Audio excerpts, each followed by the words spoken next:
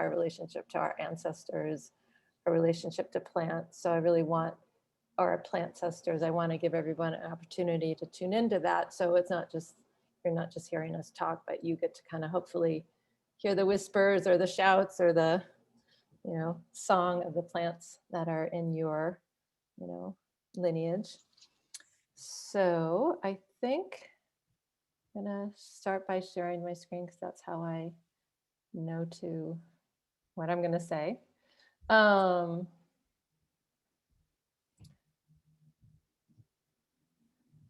So yeah, this is a topic I love, like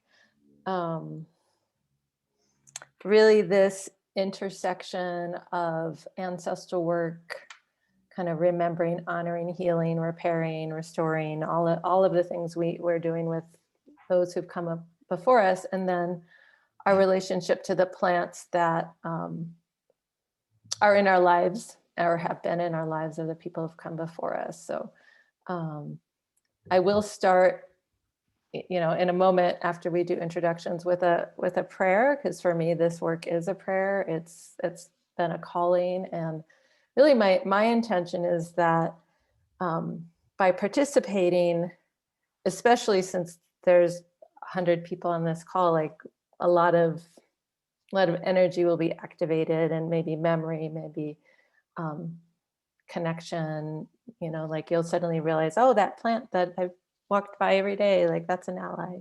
So that we start to collectively remember our relationship to earth and to the plants in a way that's that, and for some of us are, and certainly in the greater culture, has been somewhat lost. So, and we have, like I said before, 4 presenters: Noelle, Maret, Pua, and Jamil will share their plant ancestor stories. So I'm going to invite everybody to, in the chat, just if you feel called, of course it's all voluntary, just to introduce yourselves, your name, the pronouns you use, the land where you live, and if you are not on your, you know, indigenous ancestors' land, like the name of the people whose land you're on, and oh yeah, and your ancestors. That's a lot of questions. So I'll just allow people to do that, and I'm actually gonna pop in so I can see see what shows up in the chat too. So welcome everybody. As you share, you and your ancestors and your plant ancestors.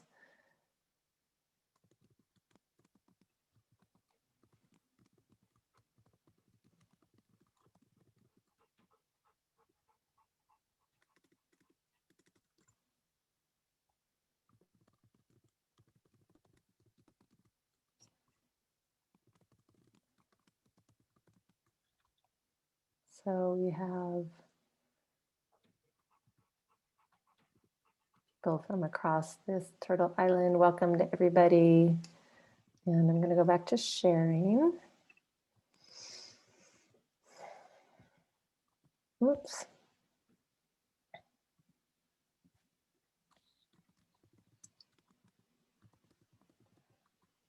So, oops. Sorry, the Zoom screen was strange. So I'll introduce myself, and then I'm going to start with an opening prayer, grounding. And I can't see anybody. Let's see.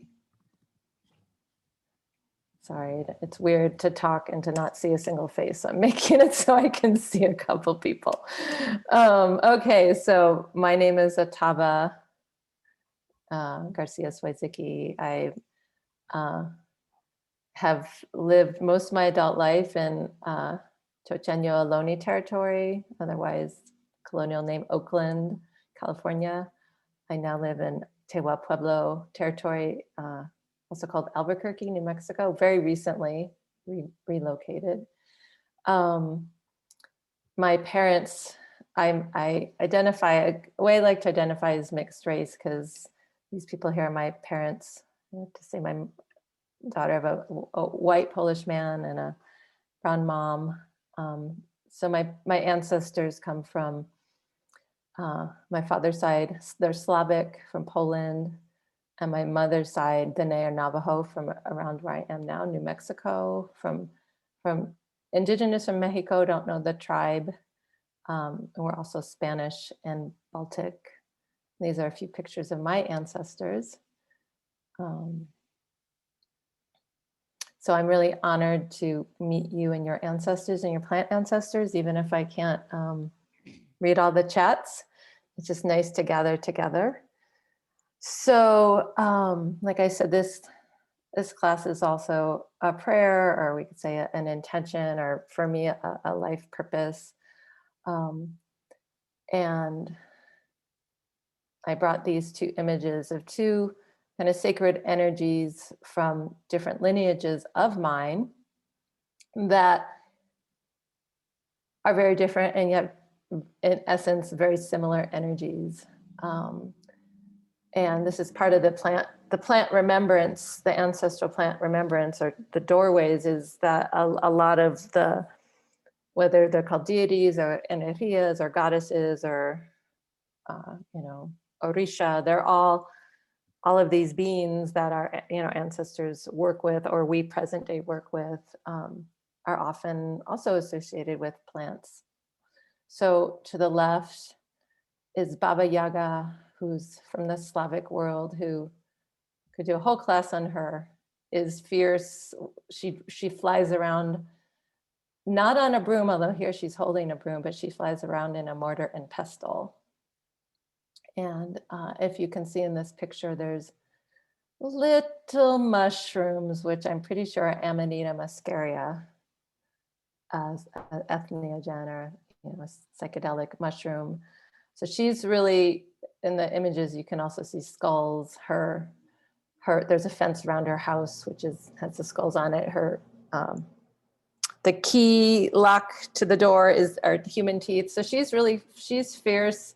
You don't mess with Baba Yaga. And she really presides over the doorway of death and life and rebirth, and has a lot of association with plant medicine, the mushrooms and others, and for those of us who have ancestors from Eastern Europe. And then on the right is Coatlicue, also, also has skulls. She's, the translation of Coatlicue from Nawa is like, she of the serpent skirts. Coatl is snake. So she has snakes, a snake skirt, but also and a snake head, two snakes coming together, and skulls, and other parts of her adorned in her body. And she also is the energy that, presides in that doorway between death and life. She gives life and she takes it away. And so in essence, from two different parts of the globe, these are sacred energies of my people.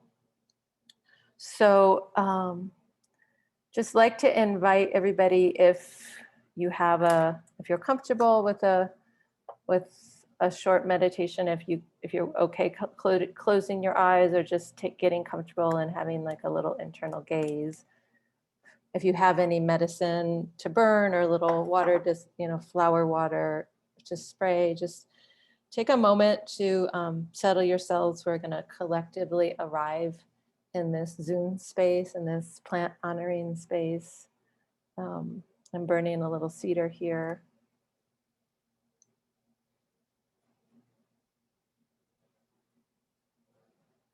I just want to see people again.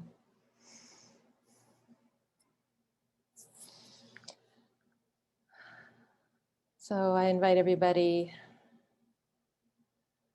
to just take a couple breaths to your belly, into your chest, just allowing yourself to arrive and settle in this space.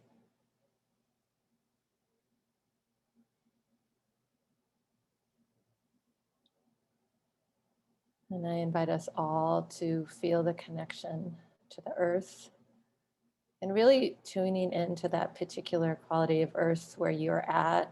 I'm guessing for some of you, there's snow and ice, and others There may be sand and warm temperatures, just feeling into the way the earth is, where you're at, and allowing your energy just to kind of settle in like roots into the earth.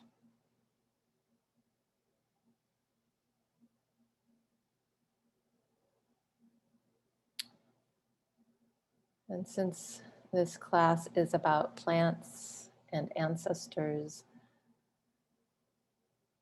and since we're connecting to the earth, and we'll have times to deepen in this exploration, but if there's plants that you already have a connection to, that are your allies or that are ancestral plants that you feel called to bring into the space, you can just imagine bringing them in, welcoming them, feeling their love and support, giving our thanks and our gratitude.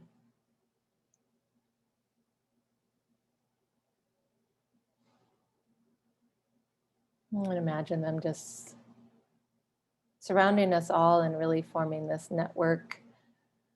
And I must also add the addendum, you can also invite in fungi, who are not technically plants. So when I said network, I thought of mycelium. So the way that, we have this mycelium called the internet, that we can all be connected with all of our energies and all of our plant allies.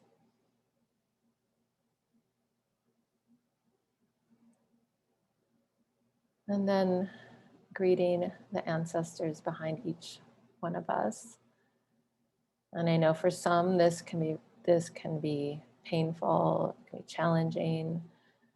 Some people like to say our well ancestors, or even if there's not one that you know in your lineage that feels relatable or lovable, like, at some point there is an ancestor who worked with plants, who knew, was connected to the earth. So just greeting, welcoming in those ancestors.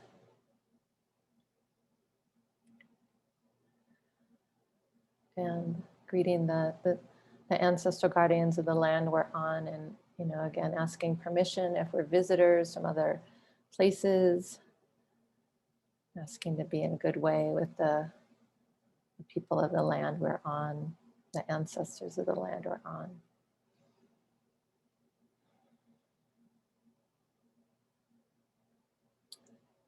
And finally, if you have your own prayer and intention in your heart, what drew you here? Maybe just think about that and just feel it like a little flower blooming in your heart. Just honoring that. I honor each one of you for showing up.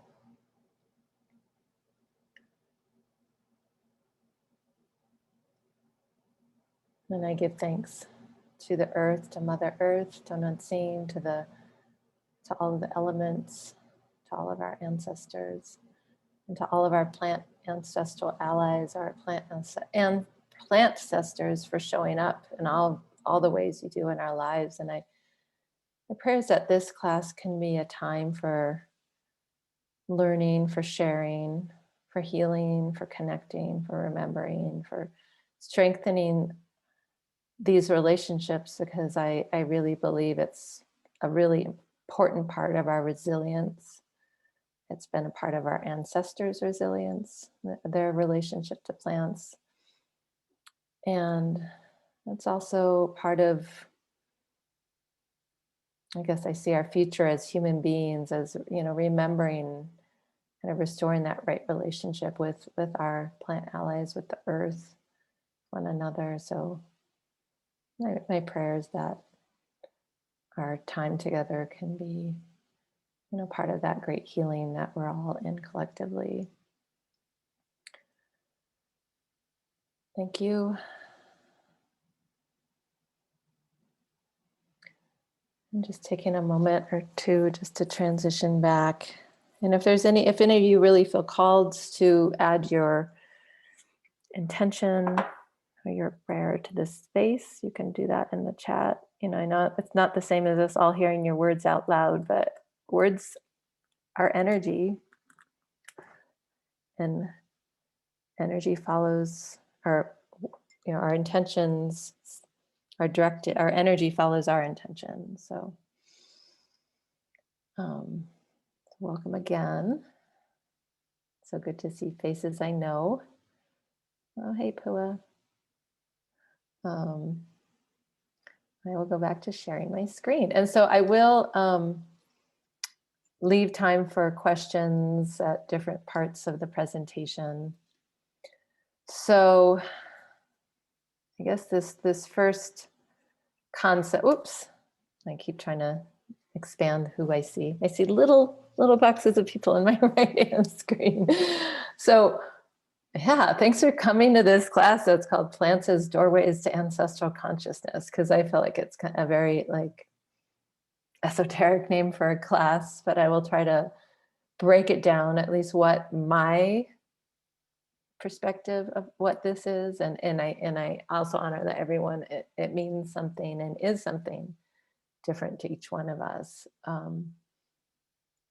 So I think I'm someone who was called at, well, no, I think I was called at a young age to really understand and remember my own ancestral traditions. I don't know why. I think it was just my ancestors calling me. Like even when I was young, I grew up like, you know, I kind of introduced my ancestors and my family, but I didn't grow up in any strong cultural context, and certainly not in a strong healing culture context from any of my lineages. However, I think at least the plant relationship in my family really stayed alive from both lineages, and my family's kind of love for gardening, both of my parents. Well, my father's now an ancestor, Michael, but my mom is still, you know, wakes up every day and like goes out into her garden first thing. Like it's her thing, growing flowers and herbs and roses. So ancestral consciousness, I love this quote from Winona LaDuke, was that we suffer from cultural, political, and ecological amnesia. And, you know, that so much is going on, and we might not know the story of the land we're on, the people, the land we're on. We might not know our own ancestor story, and all the implications that come with that, which, you know, one of the ones we're all struggling to unwind and resolve and heal is the impact of colonization, missionization, you know, white supremacy, all these ways that, you know, that we who are alive now have inherited from the past, from genocide, all the things that have impacted our people, wars, pandemics. This is not the first pandemic. I was really fortunate as 20 years ago today to be guided to a master's program called the Indigenous Mind program that was at Naropa University in Oakland, California, where really the heart of the work was we were really guided and supported to do this work to like remember who we are, where we come from, who our people are, what are those traditions, what are those cultures. And no matter what our background is, like my mentors who are mostly, you know, cultural or indigenous elders, you know, would say we're all indigenous to somewhere. We all come from people who have traditions, and that, you know, this sense of rootlessness is kind of a phenomenon of that disconnection. So it's remembering our ancestors, but it's also remembering, like my mentor Pila, when she talks about the indigenous mind, I will say it's, you know, indigenous, I'm not talking about a people or any specific tribe, but really like kind of our original mind, like the way our consciousness, you know, was at some point when we were living as human beings in a different and a healthier relationship to one another, to plants, to earth. And that the Western mind is really kind of wreaking havoc and destroying, you know, life as we know it on the planet. So like, how do we restore that? How do we restore that consciousness? So I've been doing this work myself and with others and supporting others for the past 20 years. So for me, ancestral consciousness are, you know, it's about relationship. It's like who are our people? You know, what are the places we come from? What is the story? What are the traditions? What are the cultures? So, you know, with that, and, you know, you're going to hear some presentations from folks who've been my students. So I've been working also with other people, guiding them on this work for a while. And I don't want to underestimate the amount of, I'd say, it's like an emotion that we experience when we go into what ancestral field, because so many of us, there's many layers of trauma.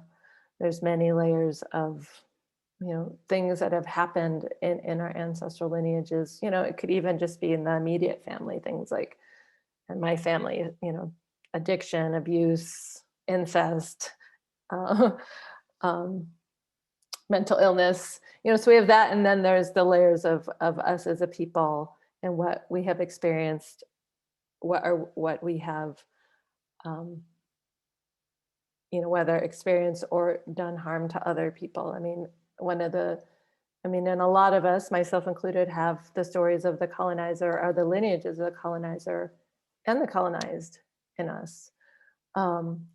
So when we enter this ancestral consciousness field, it's kind of like facing Baba Yaga, which is what happened for me in my journey with my Polish ancestors.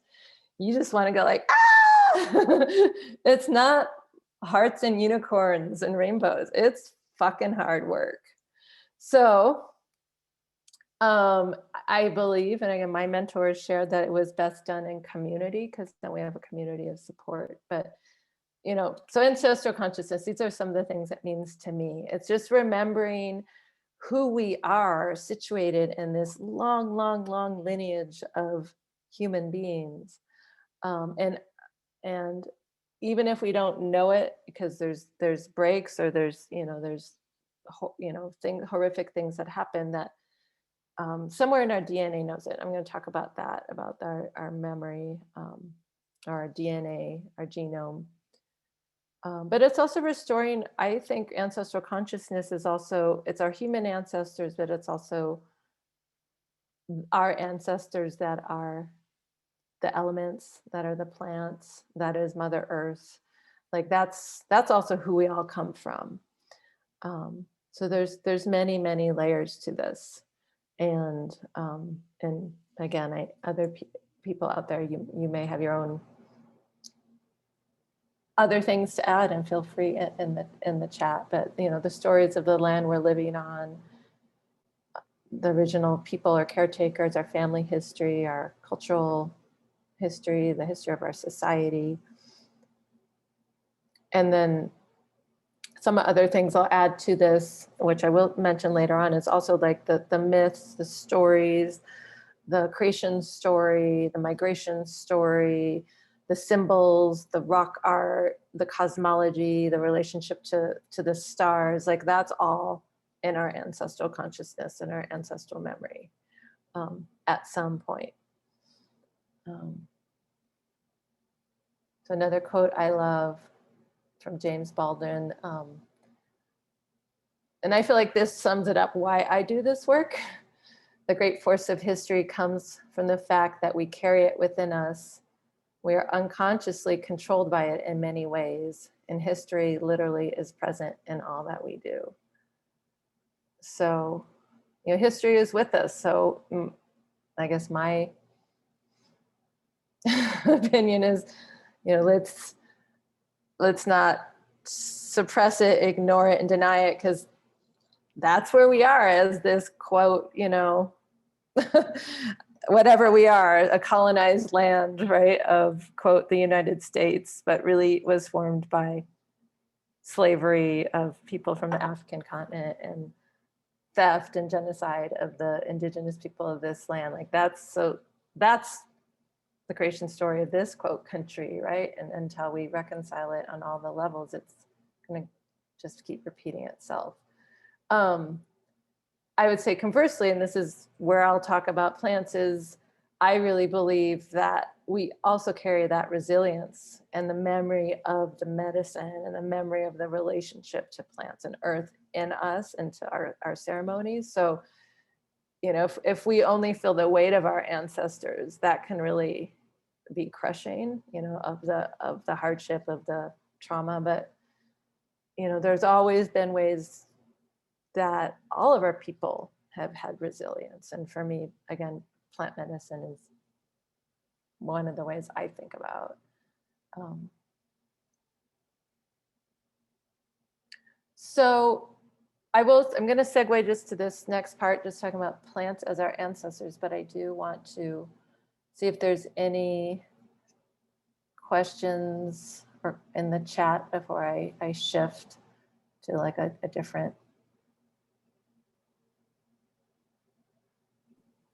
We don't have any questions yet. Okay, any questions? Anyone's invited. Okay.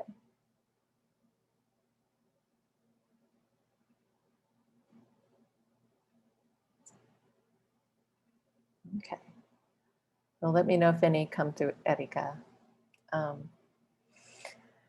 So, okay, so our human ancestors are complicated.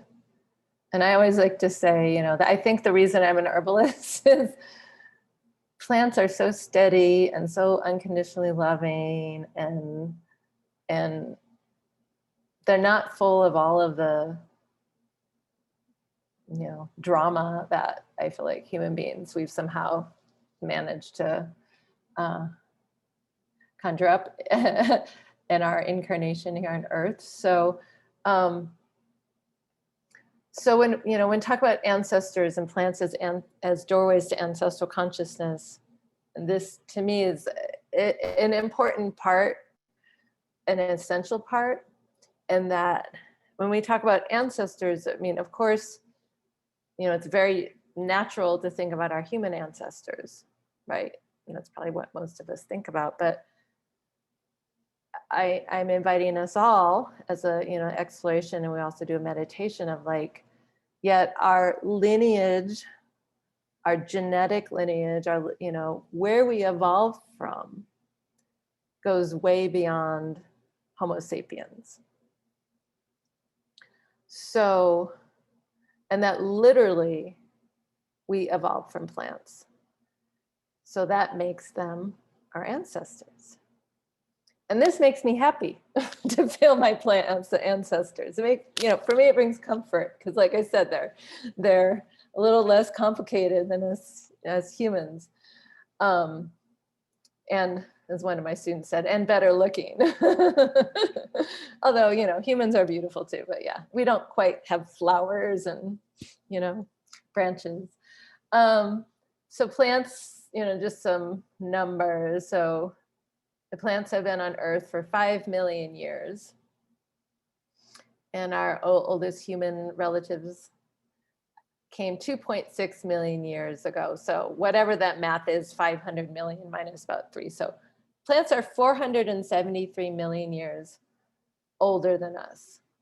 So not only are their ancestors, they're like our really wise ancestors. I mean, they've seen so much. They've gone through like dinosaurs and ice age and, you know, so much. So, you know, I've heard some, you know, indigenous elders talk about us as human beings. We're just like the younger brother or younger sister. Like we're like the babies on planet Earth as humans. So plants are our ancestors. And it's something that is, you know, again, that we could say that, and that could be like a metaphor, but it's not just a metaphor, but like we literally evolutionarily evolved. We came from plants. So there's a couple things I just want to show you, because if you haven't already seen these, to me, they're very exciting and confirming. So here's on the left, well, my left, is a drawing of the bronchial tree. So in our lungs, you know, there's the bronchial tube. It's, you know, it's basically our respiratory system, and branches out into all these little parts of the bronchioles, which is called the bronchial tree. That's how we breathe. how we do gas exchange between, you know, carbon dioxide and oxygen, like in our bloodstream. And then on, you know, on the right, well, that's just one tree that I found, but it could be any tree. So literally, you know, I've heard herbalists call this like biological mimicry. Like there's parts of our human bodies that literally look just like parts of plants. And so not only does the inside of our respiratory system look like the external branches of the tree, but what's the other really key part? Like we are always breathing, inhaling, exhaling, sharing oxygen, and receiving oxygen, releasing carbon dioxide with plants. So we are always breathing with them. And we evolved as human beings, you know, to be dependent on them for literally the breath of life. So, I mean, we could have been a species who didn't need oxygen. Who knows? We became this way. So we are always interdependent with plants. We evolved from them. Another image that I like to share is just the similarity between like the blood of a human being or an animal, any mammal, and probably I'm guessing hemoglobin is in like birds and lizards too, but I'm not an expert on reptiles. But the cell of chlorophyll, so literally like the lifeblood of plants, and the cell of a hemoglobin or a red blood cell, it's very, very, very similar. There's just a little, I'm not a chemist, but there's just like a little molecular chain that's slightly different, but the central part of it is very, very similar. So again, we evolved from plants, like our blood and their blood, you know, or we evolved from their blood. So it's similar. And how does this play out in like, I guess our lives and this is a little tangential, but you know, plants, it seems like no matter what science or about the diet or the latest healthy thing to do to like beat all these diseases of these times, but it usually goes back to like plant-based diet. Like the more plants we get in our body, the more we actually activate our cells, our genome, our DNA, so to like be healthy. So the, you know, the blood of plants and the bodies of plants and, you know, is essential to our health and our well-being, and it looks very, very similar. So any questions before we go on to this short meditation? We don't have any questions in the chat yet. Okay, such a quiet group. Okay, so like I said, I want this to be experiential. So, I don't know what number of people so we're about 71 people on the call. So I guess some people are watching the recording. So hello to the people in the future who will be listening to this. We are going to do a group just meditation just to really feel into this, this reality that plants are our ancestors. And the reason I like doing this collectively, because again, I think like there's a power in just kind of having our mind and attention on this as a group. So again, and this is an image of land close to where I am in New Mexico. Also, you know, like I said, land of some of my ancestors, the land of pinon and juniper and prickly pear. So, and red rock. So again, I invite you all, if you're comfortable to, and I'm going to use a little meditation bell. We're going to just meditate on this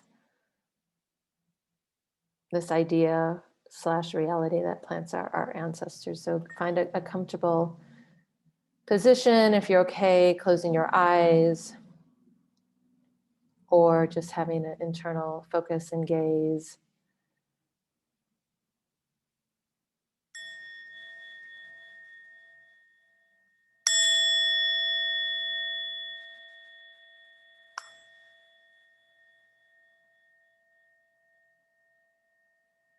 So the intention of this meditation is to not just think, but really feel into our relationship with the plant world.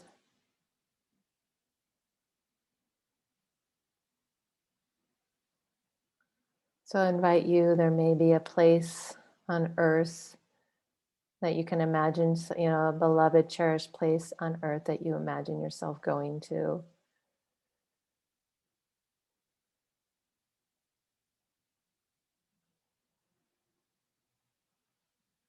Or it may be a place that just comes into your imagination now. It may even be land of your ancestors. Just imagine yourself somewhere where there's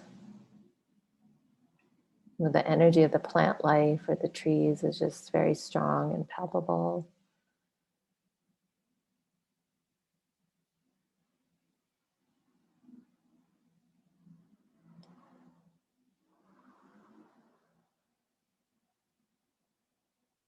And just relaxing into that sensation with this awareness that these beings are your relatives.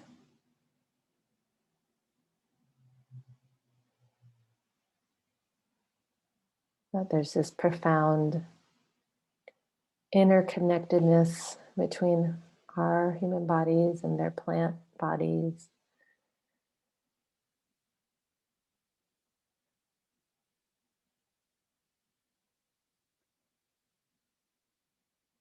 And maybe ask the plants around you or the ones that you know are your allies just to show or reveal or something, maybe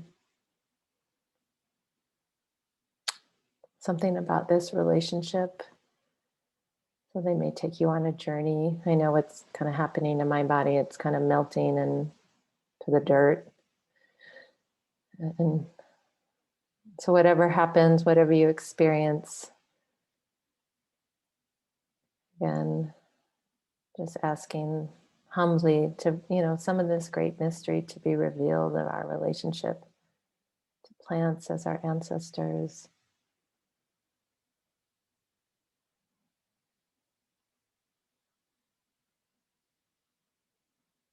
And I'll just let us all sit in silence just for a short while, feeling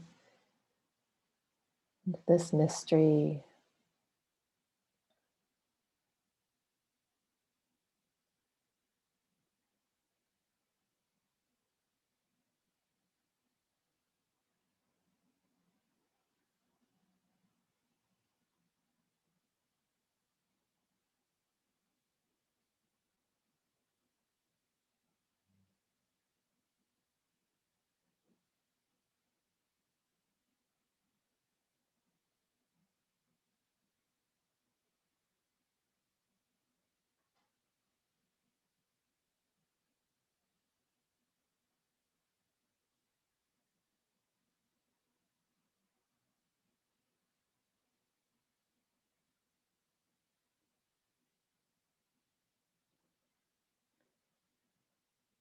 And knowing that, it's certainly a place that we all can return to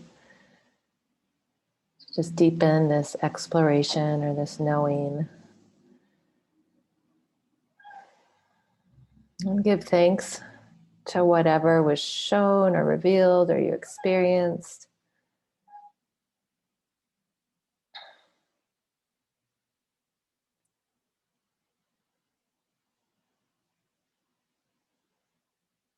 And even if, it was hard to, I know for some people the meditation and visualization is hard, just being grateful for that, for oxygen or for the food, the, vegetables on our plate. And one thing I learned from my friend and colleague Alokan is just to always ask the plants, what we can give back. So before we end this meditation, just like we were talking to a beloved elder, like a grandparent, just like, is there anything I can do for you, the plants?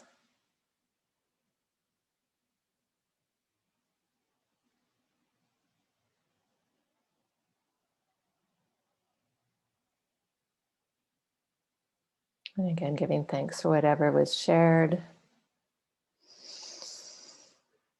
And I invite us all just to take a couple breaths to transition back, maybe breathing, feeling your body, feeling the breath in your belly, yourself in your chair or space or wherever you are. Maybe moving your legs or hands or fingers or toes.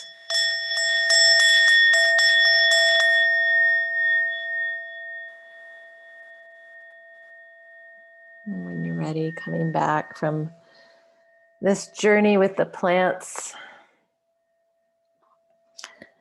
And just give everybody just about a minute, because things like this, they're like dreams, they can just dissipate. So if you want to write down any notes, anything that came, anything that, and there will be a chance to share later in our breakout groups.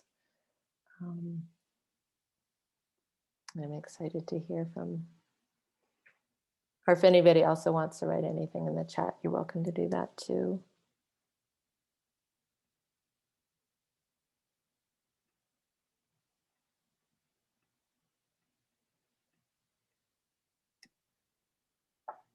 I just wanted to share with you, I think you would really enjoy this, or enjoy medicine. Earlier when you were sharing the plant DNA image, folks were mentioning sacred geometry and honeycomb as in the images. And there's one more question. What do you recommend if no plants came to mind during the meditation? Well, this first meditation was just kind of the, just greeting the plant world in general, not even specifically honing into our ancestral plants. So my recommendation is build a relationship with the plants around you.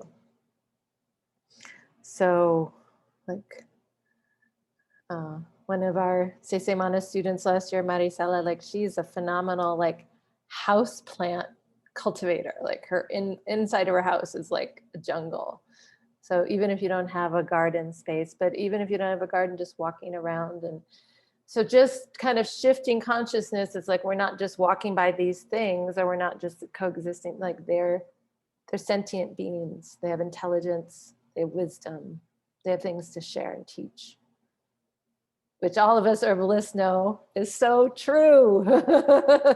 Like they are the greatest teachers. So yeah, so if it didn't come into meditation, just opening up to what I call the waking dream, even just caring for one plant, you can learn a lot by just caring for one plant. You could also do this meditation outside, like or around living plants or with a living plant, just like trying to tune into it and listen to it. Yeah, that's a good question.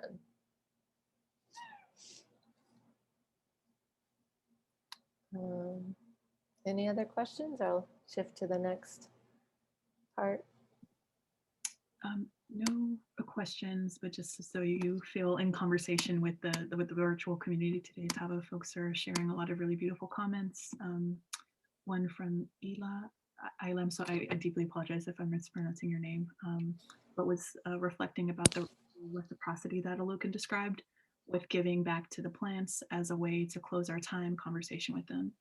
And they're talking about feeling that really opened up their heart to the presence of particular plants and particular relationships. So just wanted to share that with you, Tom.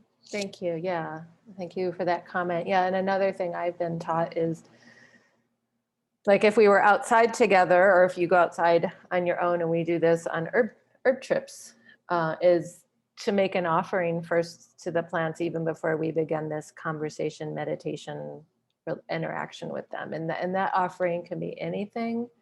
You're an ancestral offering, it could be that, but it could just be a prayer, it could be a song, you could do a dance, you could give some jelly beans, whatever, a little bit of water, like certainly in times of drought in places I've lived, just offering water. So that's just, yeah, part of that is the reciprocity is actually essential to kind of restoring our, consciousness, our indigenous consciousness.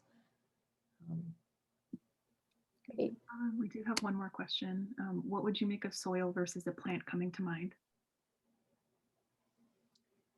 What would I make of soil? Yes, Like if, a couple folks were meditating and soil came up for them. yeah, well, I mean, that's where plants grow. So that, it's all interconnected. I mean, that was happening to me when I was leading the meditation.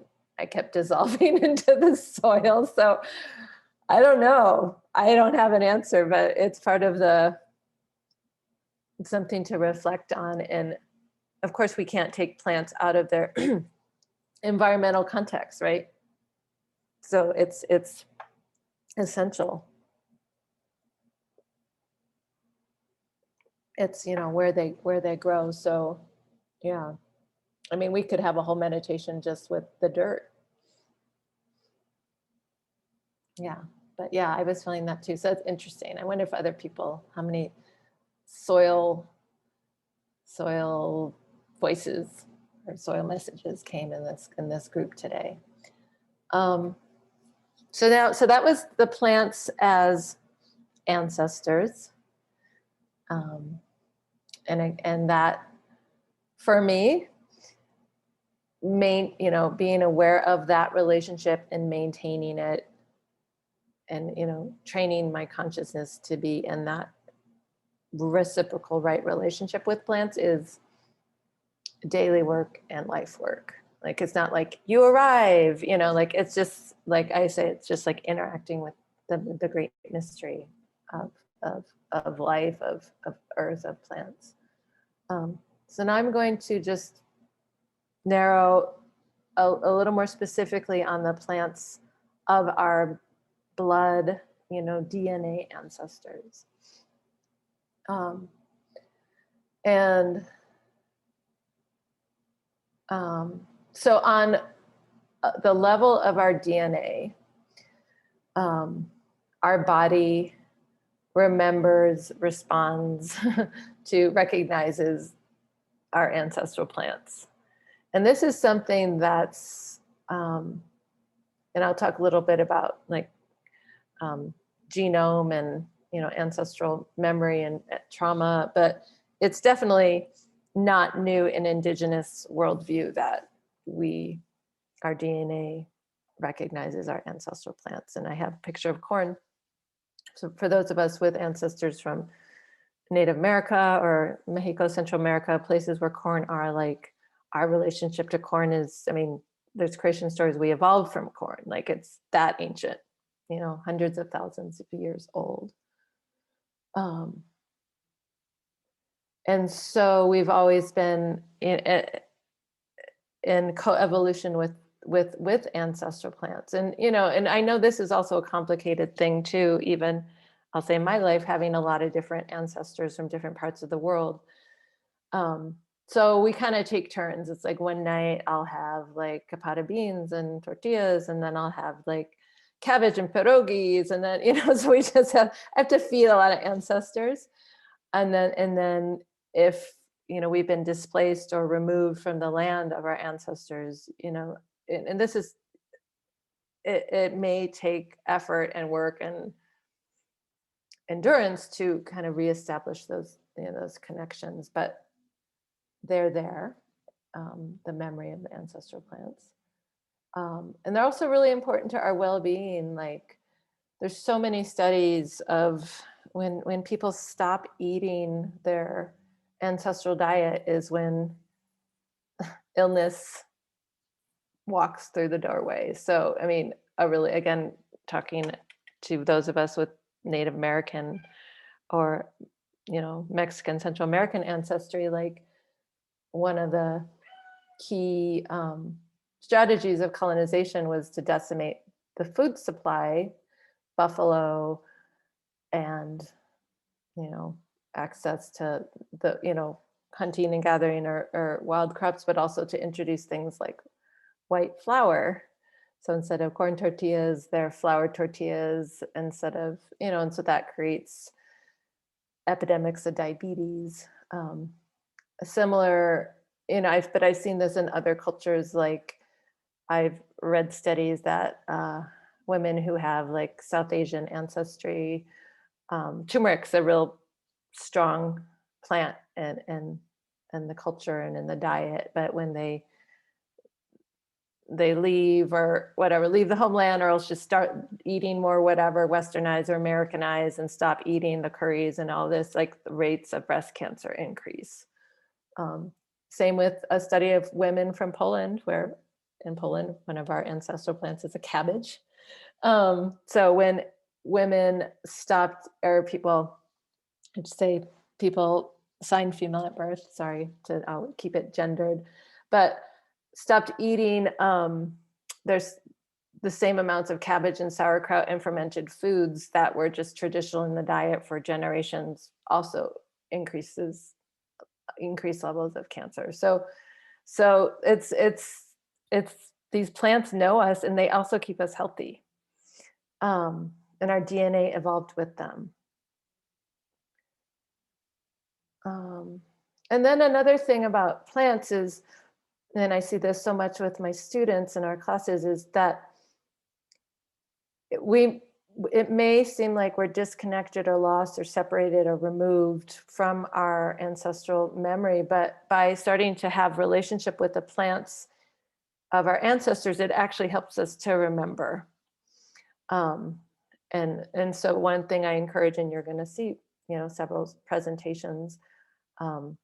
And it's like, even if you don't know anything, like, just do some research, find out a plant that you're, at some point in your lineage was like a primary plant, like work with that. Like, so again, your cells know, your bones and your blood know, so your mind may think it forgot, but some other party remembers. So it's part of that, that memory. And so this is someone who's really inspired me and whose work, and she's actually here in New Mexico, Roxanne Swentzel from Santa Clara Pueblo. She is like a permaculturist. She's a sculptor, just an incredible leader and visionary and activist. Just by, well, as an experiment. So she does a lot of, she's permaculturalist, or, that, which itself was borrowed from indigenous thought, whatever, does earth-based growing practices. And in her community, in her Pueblo, just had this idea, like, what would it be like if we, or if some of us went back and ate a diet that was just all pre-colonial? Like, what if we took out the white flour and the white sugar and, obviously candy and Coca-Cola, whatever, and just started eating corn and bean and squash and buffalo and turkey, wild turkey. And so she got a couple, I think it was about 30 people on the Pueblo to do this experiment, which they call the Pueblo Food Experience. And they all did like kind of they all saw a doctor before they started, and then at the end, and I think they stayed on this diet for 3 months. And this link here, and it's in, I could also put it in the chat, but if you just do Pueblo Food Experience, there's a video. It's maybe like a 15-minute video about this work, this project. And what they didn't expect is at the end of the 3 months, like the reversal of some really chronic health conditions, like all across the board, like people who had like autoimmune disease, that they went into remission, like people who had diabetes suddenly, didn't need insulin, people who had hypertension suddenly, their blood pressure was normal. So, and they were just surprised. I mean, and yet not surprised, because again, our bodies recognize the food of our ancestors. So she's really an inspiration to me. And again, this quote, maybe you've read it, but all the crops have stories. They help keep the stories alive. They're the gifts of my ancestors. It's my responsibility to carry them on. Seeds passed down through generations may carry a people's history. whereas Walmart grapes don't have any meaning but what the price is. So that's from one of her books, or maybe an interview I read with her. So yeah, I really encourage you all to check out that link and her work, because it's really inspiring, and kind of many of us of different backgrounds can apply it. So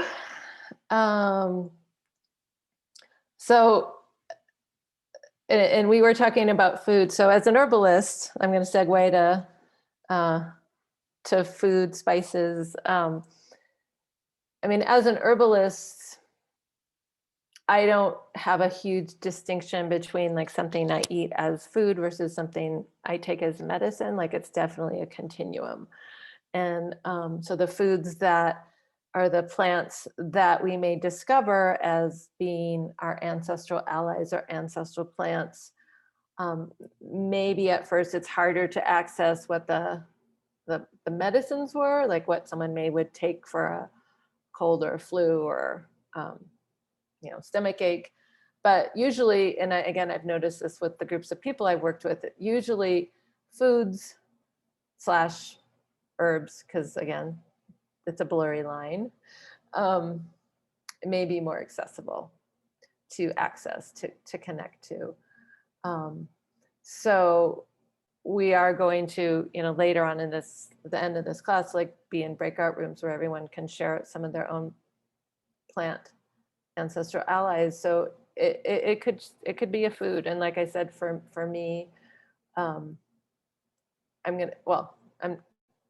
me, when I connect with my ancestors from Poland, like pretty much all the time, the plant that comes through that they demand is some form of cabbage. So I'll make sauerkraut or cooked cabbage or stuffed cabbage like that. And just the smell of it just makes me feel connected to them. And that's a very simple, humble food. But again, depending on your background, and maybe chile, maybe turmeric, maybe collards, maybe garlic, ginger. I mean, there's so many, spices are both spice and they're herbs.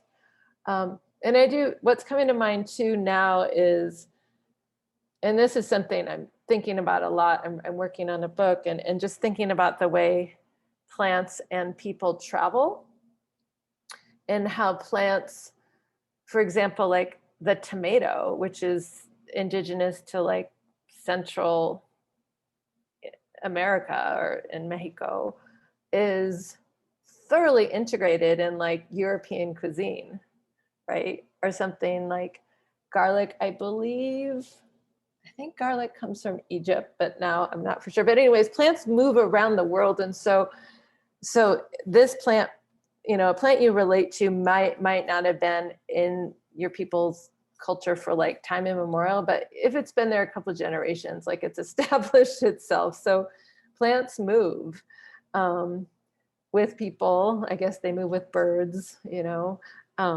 so they get around. Like,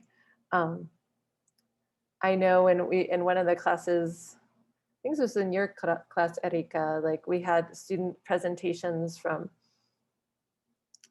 Colombia and part of the African continent, and I forget where else, Mexico. It was all like tamarind, right? Is that there? It was, yeah. So it was just like this one plant like got all around and became fully incorporated and well loved by the people there. So it's great to know the indigenous plants that have been in a place for a long time, and that's important. And then at the same time, there is this kind of weaving, and this again, I learned through my work. I'm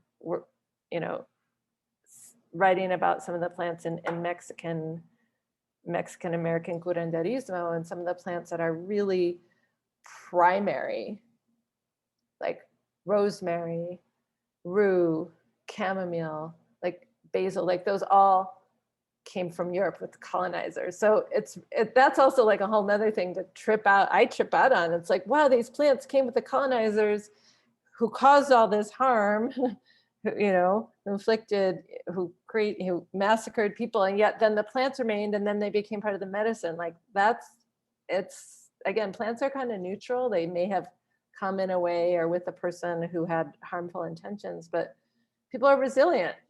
Like this plant works, we'll start using it. So I just want to say that about like as our ancestral plants, like they don't have to be like fancy. They may be something as ordinary as like,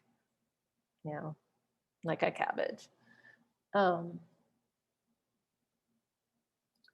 Any questions or comments, Erika, before my next?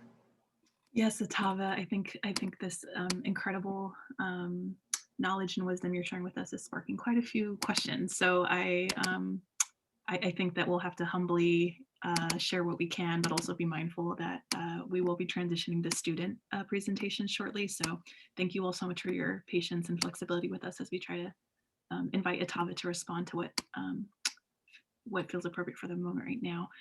So there's a question: how do you recommend working with exploring plants and herbs that come up vividly in dreams, specifically as ancestral instructions? It's one question, Atava.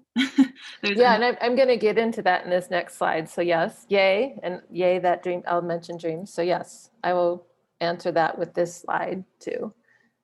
There is a question in regards to, let's see here. How does work ethically? How does one work ethically when residing in multicultural, multi-ethnic space like Turtle Island, and when you want to honor the native species and not to introduce foreign species to the native habitat, but also need to engage in plants from your own homelands? That's another question. Yeah, that's a great question too. So maybe I'll answer that. I mean, and I think there's a lot of different opinions about native species and then, the introduced or invasive species. And I will say, like one of my teachers, and I say to La Pena, who is a native California Wintu herbalist, is that at the same time, a lot of the introduced or invasive species have now become like very much a part of the habitat. So it's not as simple as just like, let's cut down all of the eucalyptus in the East Bay Hills. So it is, I would say, I don't have an answer. I think like what is right or wrong, I think everyone needs to be mindful and know about what you're growing. And if it is something that's super can take over, put some thought in that. But yeah, what I like to say, I mean, it's funny because here in New Mexico, there's this whole thing about the tamarask and how it's invaded the bosques and doing all this. And I saw this great article, like, actually humans are the invasive species. So I'm sorry, I can't answer that with like, this is the way to do it. But I think a lot of this is about restoring relationship and learning how to take care of the land we're on and be stewards of it. And if we're planting plants from other places, I mean, that's already been happening in a lot of the lands we're on. But I also respect the stance of like, oh no, I'm only going to work with native plants. Like I could see room for both, or personally, I do both in my gardens. Yeah, so I will segue, unless there's one other hot question, I'll segue to the dream one, and then with this slide. And anything else, Erika? One quick question is just, okay. Folks will be receiving the recording of today's conversation. I just want to confirm with you. Yes, I think Mirna will be sending it out, a link to the class. Yeah, so I love the question about dreams, and I don't know who asked it, but I'm also, as my students know, like a big dreamer, or very passionate, excited, and enthusiastic about the dream realm. And if plants are coming to you in your dreams, like that's something to definitely pay attention to. Like one of my first herbal teacher, Karen Sanders, who's Choctaw, would say in her culture, like you weren't even allowed to work with a plant until you dreamed it. Like you didn't even have permission to like work with it in the waking state until it came to you in a dream state. So I've been taught to really pay attention to the plants that come in dreams and to like bookmark that as like, this is actually a real special relationship. Like we're somehow, yeah, we're communicating beyond just this waking state world. So if plants do come in dreams, again, I would just encourage people to engage with the plant, to work with it. Like it, and again, like not every plant that comes, or that maybe an ancestor plant is one that you're going to ingest. Like, and this is actually a great example. This, another ancestral plant of mine, Datura, sacred Datura, like even if I dreamed, I have dreamt of this plant, but I'm not going to take it because it's potentially very toxic and psychoactive in a way that can turn, whatever, no coming back from a bad trip with Datura. However, I hang out with it, I take pictures of it, I make flower essences of it. So just, again, building that reciprocal relationship. And if it's not a plant that's in your life, maybe it is one that you start growing or cultivating. I mean, I'm very strong advocate of growing our medicine and growing our allies if we can, if we have the right growing conditions. And that's not always the case. But there's other ways to build that relationship, and sometimes it's just doing research about it and learning about it, or drawing it or sitting with it. So, but another thing I'd say, kind of going back to making offerings, if a plant does appear in a dream, if it was me in my life, I would definitely make some kind of offering of thanks, of just acknowledging, like, you came through, here, I'm gonna give this, just acknowledge this with a prayer and just say thank you, and let's build that relationship. And I would also keep track of the dreams and journal and just see what messages come through, because I also believe that plants teach us about their medicine through the dream state. So it may teach you something that you never even read in a book or heard about in this waking reality. And this kind of segues to this last slide. And I see I have about 10 minutes. Of just how do we build a relationship with our ancestral herbal allies, or plant cesters, as my friend Layla Figali, who's of River Rose Apothecary, calls them.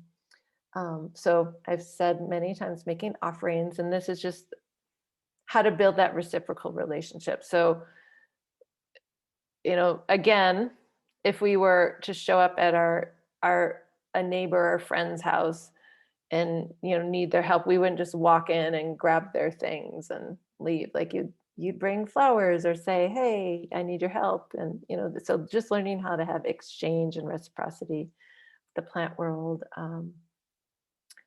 And as I said earlier, growing or cultivating your allies, if you can, if it's the right climate. Things can grow in pots, things grow in porches, if you don't have access to like dirt, soil. For those of us with any herbal training, herbal background training, but even if not, you can learn on books or YouTube. It's just making medicine. So if like someone's ancestor herbal ally is rose, which has been several people, you could make like a rose honey or rose syrup or rose tea, or and just it's basically just engaging our creativity and working with it, and you just get to know it, like by touching it and smelling it and working with it, like it teaches us. And it's really lovely working in groups too, because then you get to share observations. So cooking with our ancestral allies, bathing. This is one of my favorite things to do, is make a huge infusion of herbs and pour it in the bath. Researching, so as you can see, some of the ways I'm recommending are very experiential, intuitive, and then some are it's like yeah, there's no reason you can't go on the internet and see what's out there.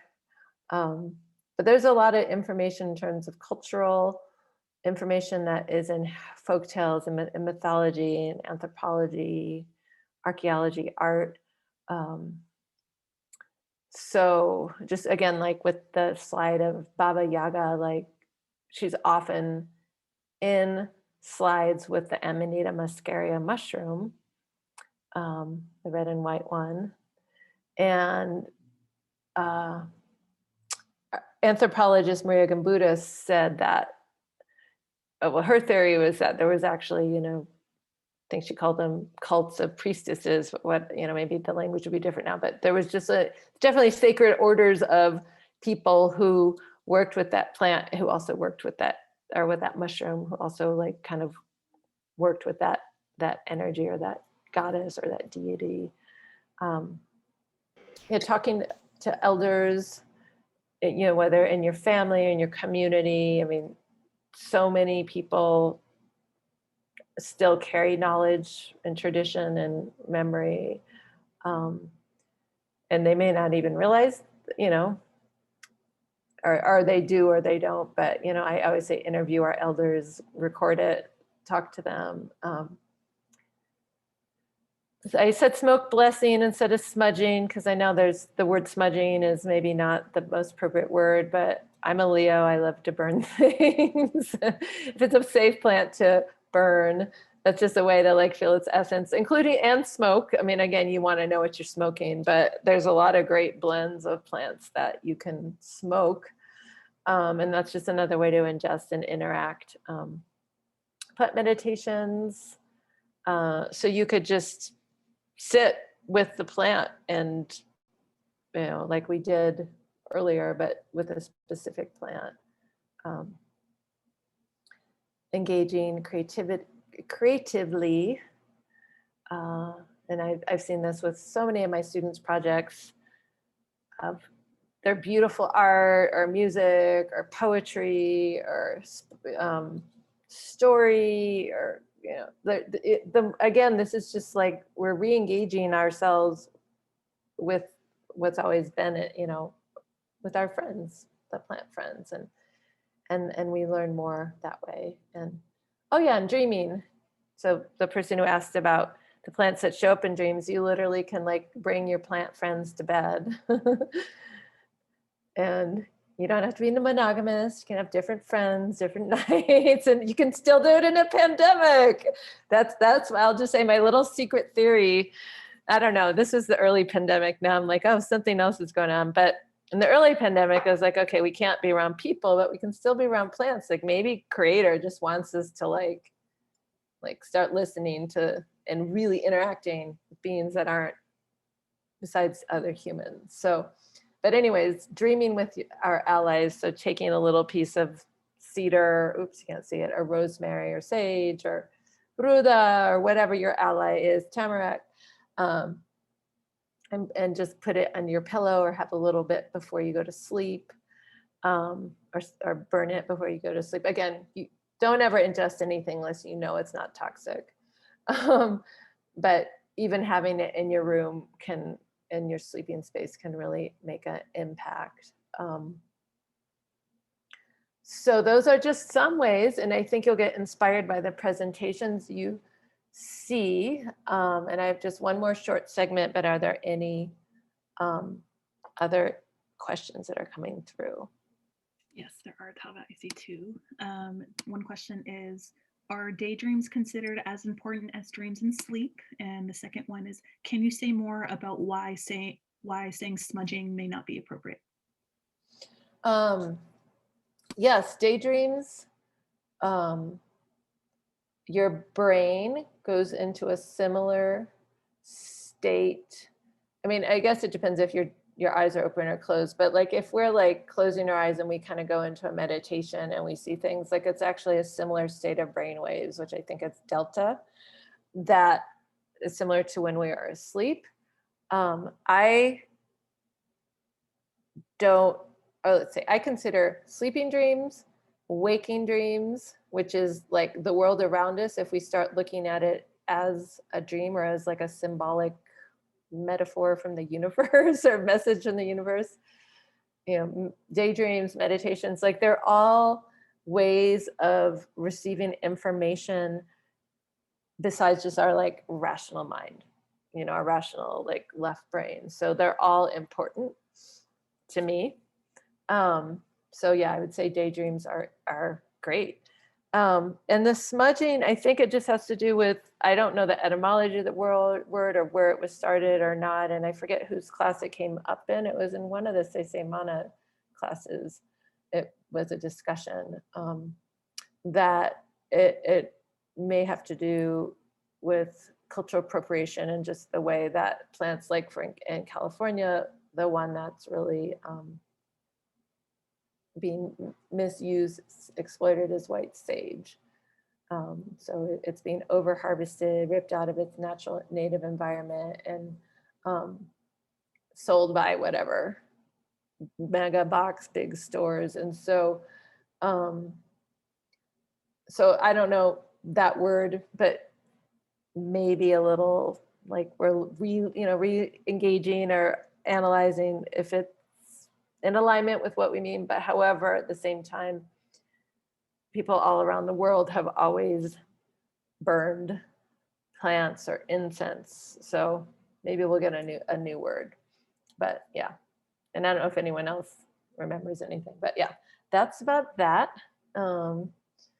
So just a real quick, I'm going to end very quickly because you'll hear more about other people's allies, but I just want to introduce you to one of mine. And this is, so I've been in a crazy, like uprooted space moving. And literally I'm in a sublet, but I love tobacco so much that this little tobacco that came all the way from California as a seed, and I just like move it from house to house. Like this is one of my allies. So I'll just end with a little, and it's here. There's a lot I could say about tobacco as an ally, but I will say it's one of the first plants that just really reached out and grabbed me and was like, you got to learn about me. And the way it really, and I really consider this a download from my ancestors who are Dene or indigenous to Mexico, like where it grows as an important medicine plant. And one thing, tobacco basically gave me an order that I had to grow it, because I'm in different ceremonial communities where tobacco is an offering or a prayer, and tobacco very clearly is like, if you're going to pray with me, you have to grow me. You can't like go to the store and buy it. So I don't know, the past 15 or more years, I just carry tobacco seeds and I grow it and I give it away and I share it. There's a lot of generations of baby tobaccos or grown up tobaccos I know in the Bay Area that have like seeded from plants that I've, so it is basically, tobacco is,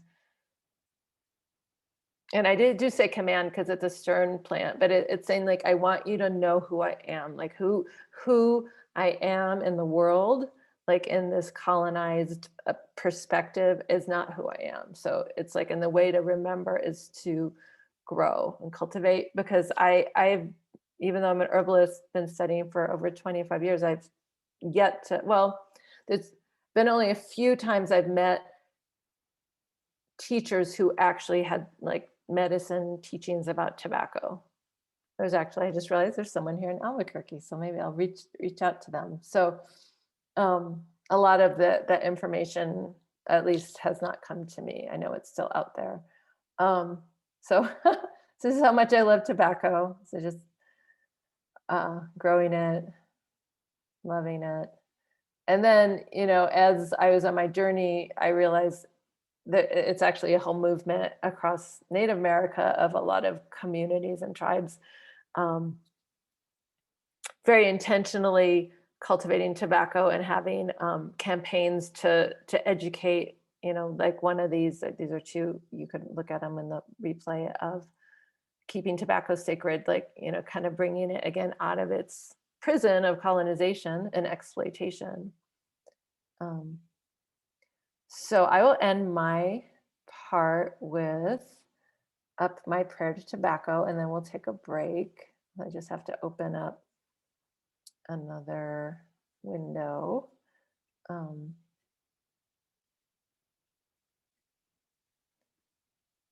Okay, so this quick ally from, or not quick, but a little bit about my ally, and then you'll get so much more from the next presenters. So this is my prayer for healing tobacco. It's dedicated to healing mine and our relationship with tobacco. Tobacco, pisieto, natto, grandmother plant, planta sagrada, powerful healer, spiritual messenger. Ancestors knew right relationship with you, to pray, to purify, to heal, to birth, to communicate. Your smoke carries our prayers to the four corners of the universe. Help us to remember your sacredness. May we help you to grow. May the bees enjoy your flowers. May we save your seeds. May we share the harvest. May you be free from the prison of abuse, co-opted by greed, colonization, slavery, genocide, pollution, toxicity, illness, death. That is not your true nature. May we learn to be in right relationship with you.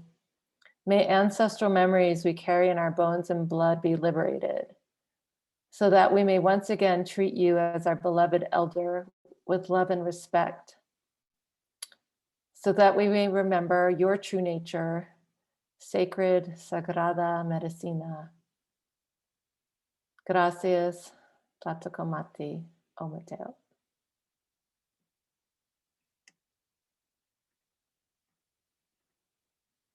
Thank you for listening. It always makes me emotional to share my tobacco prayer.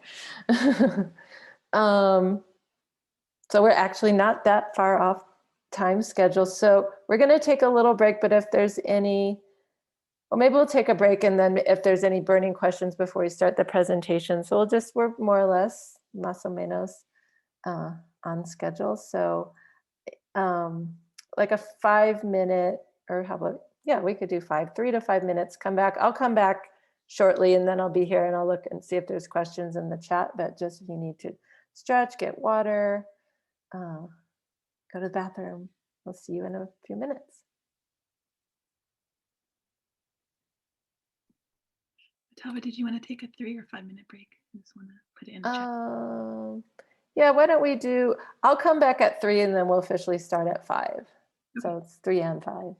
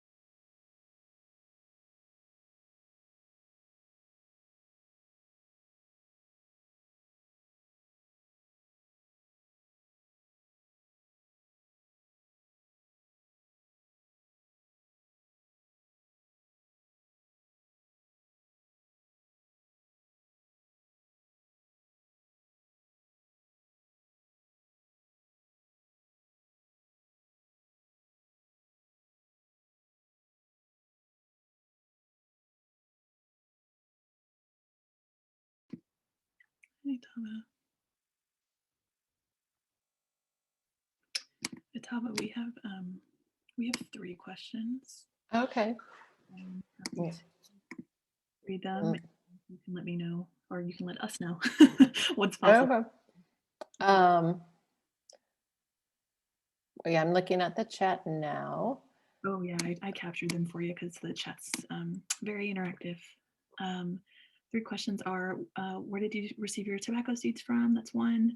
2 is, I feel very called to tobacco, but I struggle to remember my dreams due to years of sleep medication. Are there any plants that you can recommend to take at night and to help with remembering dreams? And the last question is, this may be too large of a question, but what do you think the most authentic path would be to connect with teachers of herbal medicine in your ancestral lineage in the scope of the modern world? Oh, yeah, that is a big question.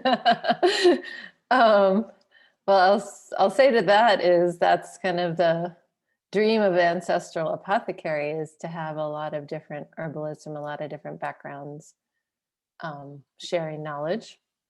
So I would say praying and making offerings and talking to your ancestors and see who shows up. And the dreams, there's so many, yeah, you need a whole nother class just on dreams. I love all the dream questions.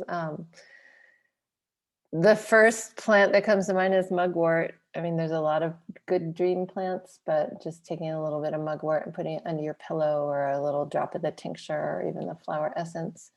Yeah, I don't know in terms of, with the sleep medication, how that affects the brain chemistry and recall, but certainly worth a try for mugwort. And then the tobacco seeds, I tend to exchange and seeds from other herbalists. There's a company called Strictly Medicinal Seeds that's in Washington or Oregon. Anyways, they have a good seed catalog, but a lot of places, like, again, I'm in Albuquerque, there's a great native plant nursery here that has seeds, and a lot of people, communities kind of preserve seeds. I know I think there's definitely seed libraries in the Bay Area, but I know not everyone's in the Bay Area. So like find your local seed library. But I know Strictly Medicinals, they carry a couple different kinds of tobacco because there's different species, like the Nicotiana rustica, Nicotiana tabacum, Nicotiana alba. So, you can just go nuts with all the different kinds because there's a lot. Cool, thanks for putting that in the chat. So great to have everybody back, and now excited to see everyone's faces. And we're gonna segue into, oh, there was one more slide I want to show because it's a good segue to what we're about to do. Is we're moving to ancestral medicine story presentation. So we have a 9-month program at Ancestral Apothecary called Cemmana. Like everyone else in the world, we went online this year. So these are our 2 cohorts, Monday and Tuesday classes, and the graduation picture.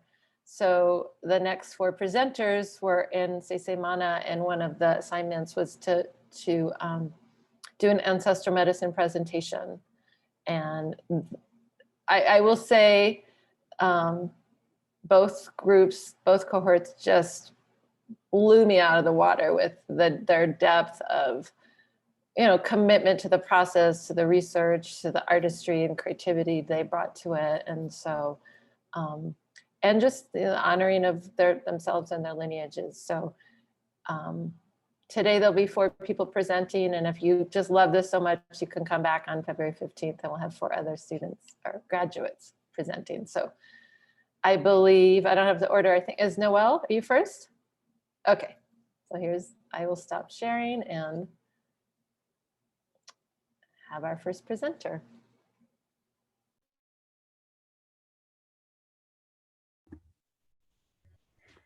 Hi, everybody. It's so good to see everyone, and it's so good to be here in the virtual space with you all. I'm going to share my screen. Okay. So today I'll be presenting on my Herbal Ally Ancestral Medicine project. And for me, the plant that chose me was Malunggay, also known as Marunggay, and also known as Moringa oleifera. And in this presentation, I'm mainly like reflecting on my journey with Malunggay and some of the places and spaces and lessons this plant has brought me to and taught me.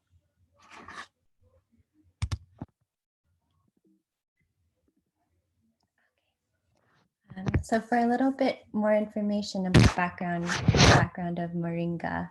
Moringa oleifera specifically is indigenous to northern India, but it is cultivated throughout the world in different parts of India, Southeast Asia, Africa, Hawaii, and the Caribbean.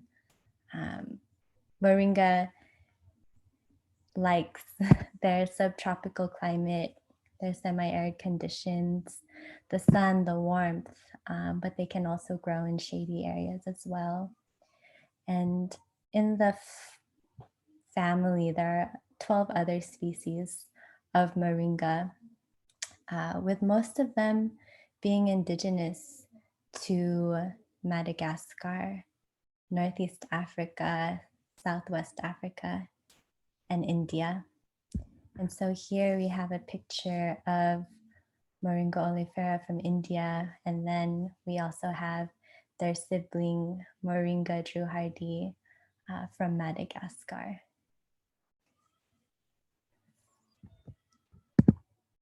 Okay. And so this is where I talk about my personal journey with Malunggay. And for me, Malunggay was a plant that I had grown up with. My grandparents, my Lola and my Lolo, they're from what is now known as the Philippines. My grandma, my Lola, is from La Union, and my grandpa is from Pangasinan. And they had traveled to the US, first in Virginia in the 80s, and then they moved to California in the 90s, specifically in Carson, California, Tongva Territory. And I was really very fortunate to be able to grow up with them in my childhood home because they cooked like they were in the Philippines. They cooked their foods, and one food that they would always cook was tinola, which is a Filipino-based, not Filipino-based, a ginger-based soup that had sayote, green papaya, and usually malunggay. And that is where I first remember seeing malunggay. But from then, the plant had kind of hadn't been so present in my life. I wasn't cooking. My grandparents had transitioned, and it wasn't until I took Philippine Ancestral Medicine back in 2017 with Angela Angel, where we had a cooking as medicine class, and malunggay was there. And I didn't recognize the plant at first, but we started preparing malunggay, and the way in which you pluck the leaves and the sound of the leaves being plucked off their stems really triggered a memory within me. And I was like, wait, I know this plant. And it just brought me back to growing up with my grandparents and them using this Malunggay plant in our foods. So from then on, I started to cook more with Malunggay and just be around Malunggay a lot more. And it really got me to think about food as medicine, but also food as an accessible way to reconnect with ancestral traditions, because no one in my immediate family really used Malunggay for herbal medicine or just herbal medicine in general, but food was an accessible way for me to reconnect. Continuing with Malunggay, it really made me want to be in community and cook with community. And so this was in 2018 where I helped organize these Malunggay magic workshops where we prepared food in community. And knowing me that Malunggay was so special to me and my plant journey at this point, made me want to ask the questions of what are plants that are special to folks within the Filipino community. And so while we were plucking the tinola leaves and cooking our, plucking the Malunggay leaves and cooking our tinola, we asked ourselves, like, what are some of the plants that are specific to our childhood? And the kapwa there, the people who were there, they brought up ginger, tamarind,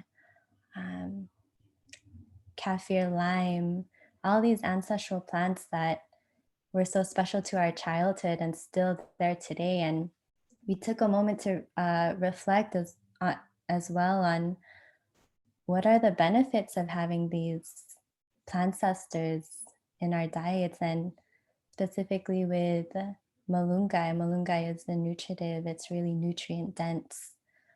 It's a good source of vitamin A, B, C, potassium, calcium, iron, and magnesium. And so this is when I really started to think about food, not just as something to ingest, but food as medicine and food that is good for us, food that helps to heal and supports our body.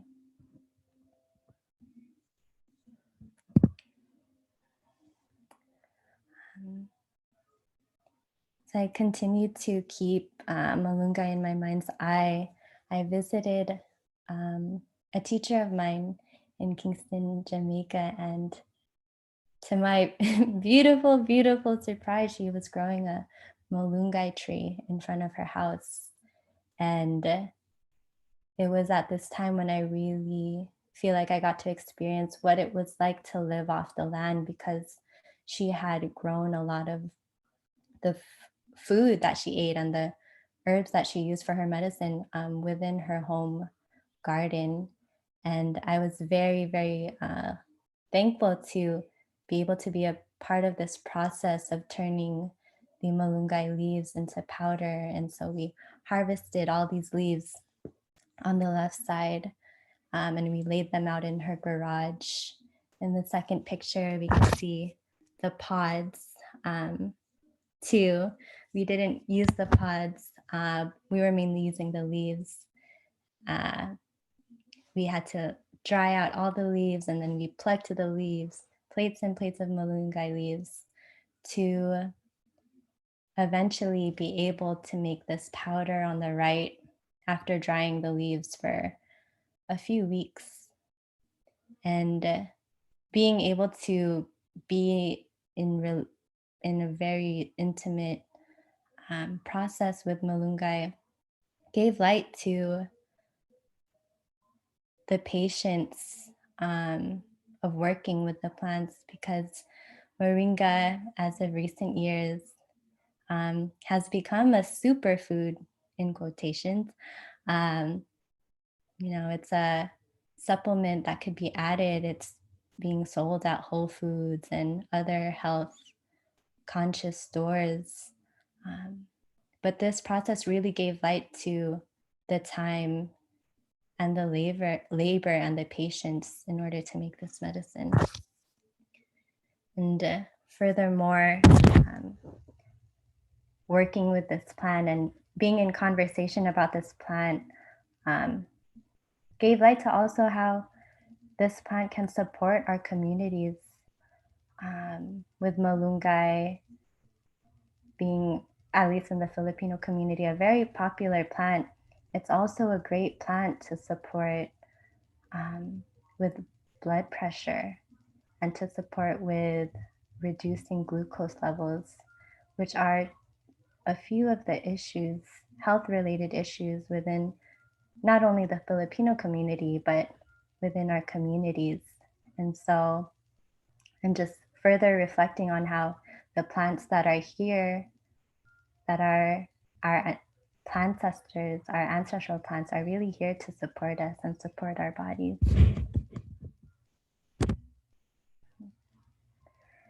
And I think one thing that Malunggay has also taught me and has also been a guide for is in my journey towards reclamation as well. This was another Malunggay workshop where we plucked plants to make tinola, but for this specific workshop, we ended on a different note. I was speaking about how Malunggay made me want to reclaim my relationship to plants and herbal medicine. But that was just for me. And so opening up the question to the rest of the people in the circle, we got to reflect on what are some things within our lineage that are from our lineage that we want to reclaim. And while it was plants for me, it was language for someone else. It was spirituality for someone else. It was foodways for someone else. And it was relationships to sexuality and intimate relationships for another. And I'm just thinking that Malunggay has really taken me on a journey, and specifically at this time, I was an educator at a high school. And I was teaching at a high school where most of the student body were recent immigrants or had refugee or asylee background.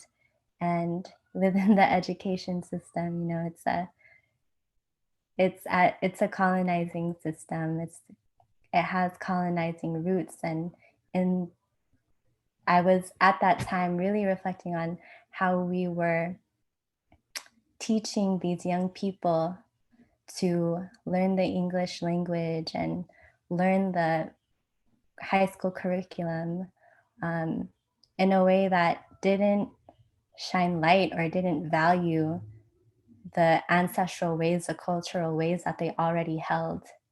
And Malunggay really allowed me to see the value in reclamation for myself as an educator, and bringing this type of value and honoring of our beings into the classroom space. And I will end on this last slide here, for this last lesson from Malunggay, is that Malunggay really represented community care and mutual aid, especially last year while working on my ancestral medicine project, being in Cemmana. This is a picture here taken of my titas, my titos, my uncles, and my aunties in Riverside County, Cahuilla territory. I'm not sure if I'm pronouncing that right. And they just had a moment where they gathered around the malunggay trees that my uncle had bought at the Filipino store. And they were just sharing stories and gathering around the malunggay tree. So I'll just read a little caption that I wrote to go along with this picture. My family, mom, titas, titos, go to their brother's house to see the garden he has been cultivating during shelter in place. My mom is excited to receive a butterfly pea plant from him and pick fresh pomegranates from his tree. They notice a few potted baby Malunggay trees along the side of his backyard. They gather around the plant and think of home, how it grew wildly in the province, how Malunggay was planted as makeshift fences between houses in the barrio, how they could just ask a neighbor for a branch of Malunggay if they ever ran out or if they wanted to plant a new tree. They chuckled at the thought of buying Malunggay for $15 each at the local Filipino store, which my uncle did. Yet they knew the plant had traveled. Hands and earth cultivated the plant for them to be here. They were so happy to see the trees again.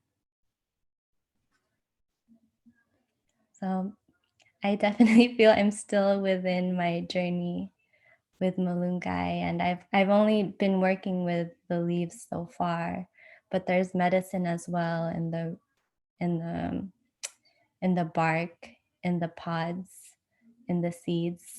So I'm pretty sure there's definitely more lessons and more time to be spent with Malunggay. Thank you. Happy to be in space with y'all.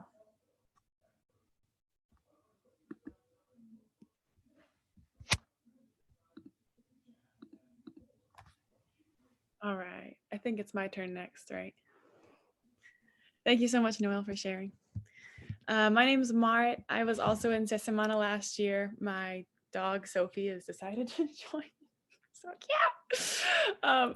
And I'll be presenting today for you all. And I have an activity to start. So let's share my screen.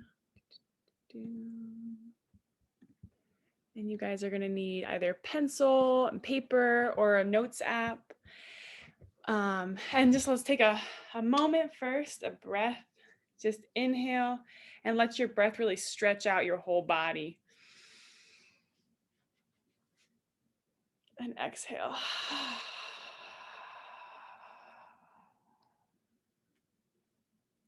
And inhale again. And exhale.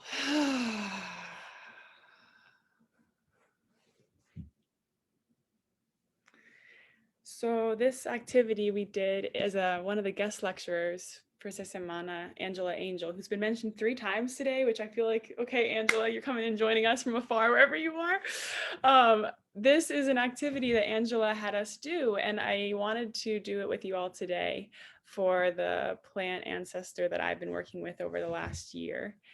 Essentially, what Angela showed us was that a plant, no matter how far or near you are to it, its essence can be seen in an image too. Like this image of this plant, you can look at it and meditate with it and feel its essence. Now it's just one image, right? Like you're not going to look at somebody's one social media picture and think everything about them, just like you wouldn't do the same thing for this plant, but you can start to form a connection just through an image. And I want to lead us through a little writing exercise to do that. So if you have a pen and a paper out, essentially, I just want to take the next 3 minutes on your own. And I want you to just form a connection with this beautiful plant who's showing itself through this image. You know, looking at the flowers. What do they look like? How would they feel? Do you think they have a scent? Looking at the leaves. What's their texture? What would be their taste? And the stems, looking at the stems, taking in the whole plant in the background as well. Just start writing, you know, everything you're noticing and what's coming through. What kind of messages does it have for you right now?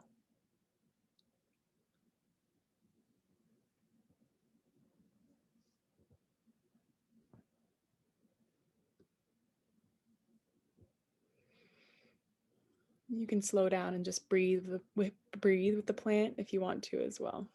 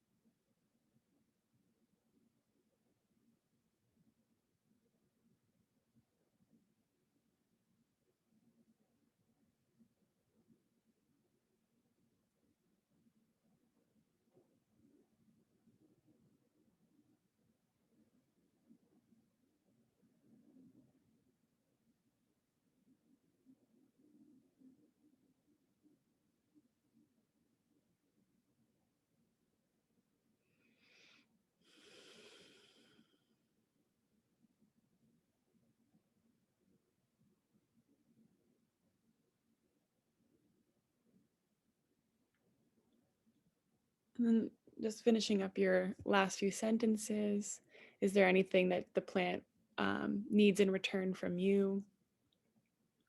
Do you think it's asking you anything?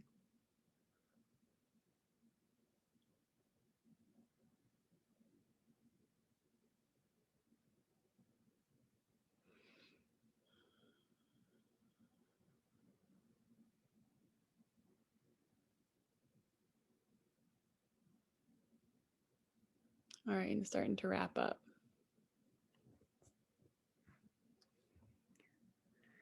So for those of you who felt super excited about what you just learned about this plant, I want you to unmute yourself and share a couple things. So can I have like 1, 2, 3 people just let me know what you recognize about this plant?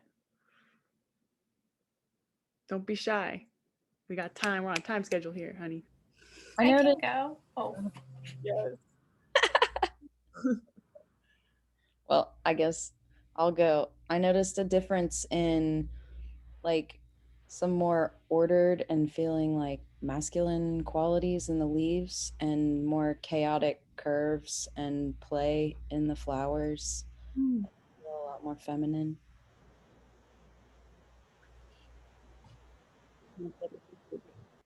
Someone else keep on bringing it in. I felt like the flowers looked like orchids and dragons, and that they were just had like a big point going into their center, like, come on in here. And I wanted to taste the flowers really a lot. I had this great desire to go. I'm assuming it's the plant. Well, maybe I won't say the plant name. I'm assuming I know what the plant is, and that now I need to go taste the flowers. Thank you. I wrote down delicate yet powerful. I don't know what the plan is. So I just wrote, like, what I was getting from it was delicate yet powerful. I wrote inviting, playful, and then what I was receiving from it was like the message was like be gentle and balance. So that's what I received. I just wanted to add one more thing in response or building upon not the previous speaker, but the one before that, was about the flowers and their openness and invitation to come into them. When you asked what does the plant need, my initial feeling was reciprocal support and closeness and friendship. Love this. Thank you so much, y'all. Yeah, definitely add it into the group chat too if you feel like you are excited to share this as well. I hope this was a fun activity. I know it was kind of rushed. But for those of you who don't know this plant, this is rosemary. Ah, so beautiful. Look at those flowers, you guys. And then the leaves, it's just, I just love this plant so much. Okay, this is rosemary. This was my ancestral plant that I flirted with all year long. And I actually I ended up making this more of an Herbal Allies type of presentation. I'm about to tell you a lot about rosemary, but not a lot about my ancestral connection to it. Don't know why that ended up happening the way it did. But I will just say that rosemary, one of the biggest lessons it has taught me is, one, it has brought me through a journey of recognizing deep grief, because I hold my ancestors, I worked a lot with my ancestors from Italy who immigrated like 2 generations ago. And once they came over, they just pretended not to know anything about Italy or, talk about any of their ancestors from over there. And really just got carried on through the food. But I feel like this journey has really grounded me and said, you have to feel the grief of the lack of connection that you have to land, not lack of connection, but just through colonization and white supremacy and capitalism as well. Like, you have not been given the chance to form a relationship with land here in California, where I am, in the Loni land where I am, but also in the ancestral connection back to Italy as well. So I really thank rosemary for just like continuing to bring me back to remembrance. That's like one of its strongest medicine is remembrance. And yeah, I just really hope to pass that gift on to you guys today, because I honestly, I feel like rosemary is literally like everyone can get to know me. Like, it's all over the world. rosemary is a homie. Like it's really amazing. So I'll just kind of go to the next slide, which is this quote from René Camila de la Hierba Buena Herbs, who I think is based in Oakland. And she said this on KPFA Herbal Highway.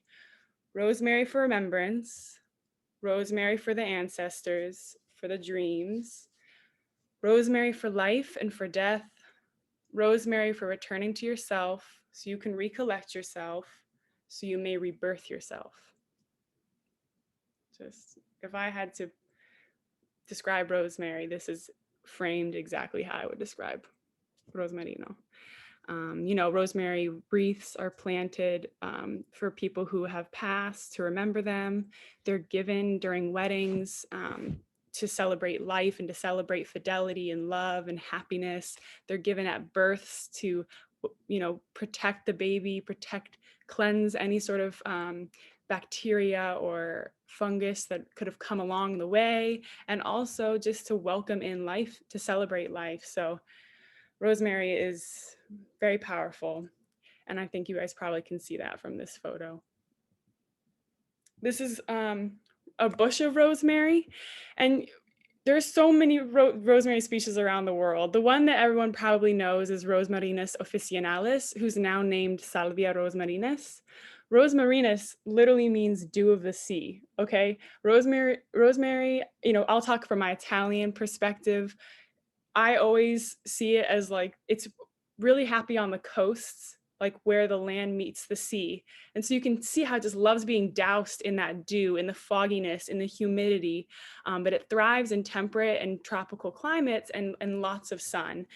But the cool thing about it is it's an evergreen. I literally don't think rosemary can die because it's an evergreen, meaning it's green throughout a lot of different seasons. Everywhere I see rosemary, I feel like it's always green. So I'm kind of confused on what its death cycle is.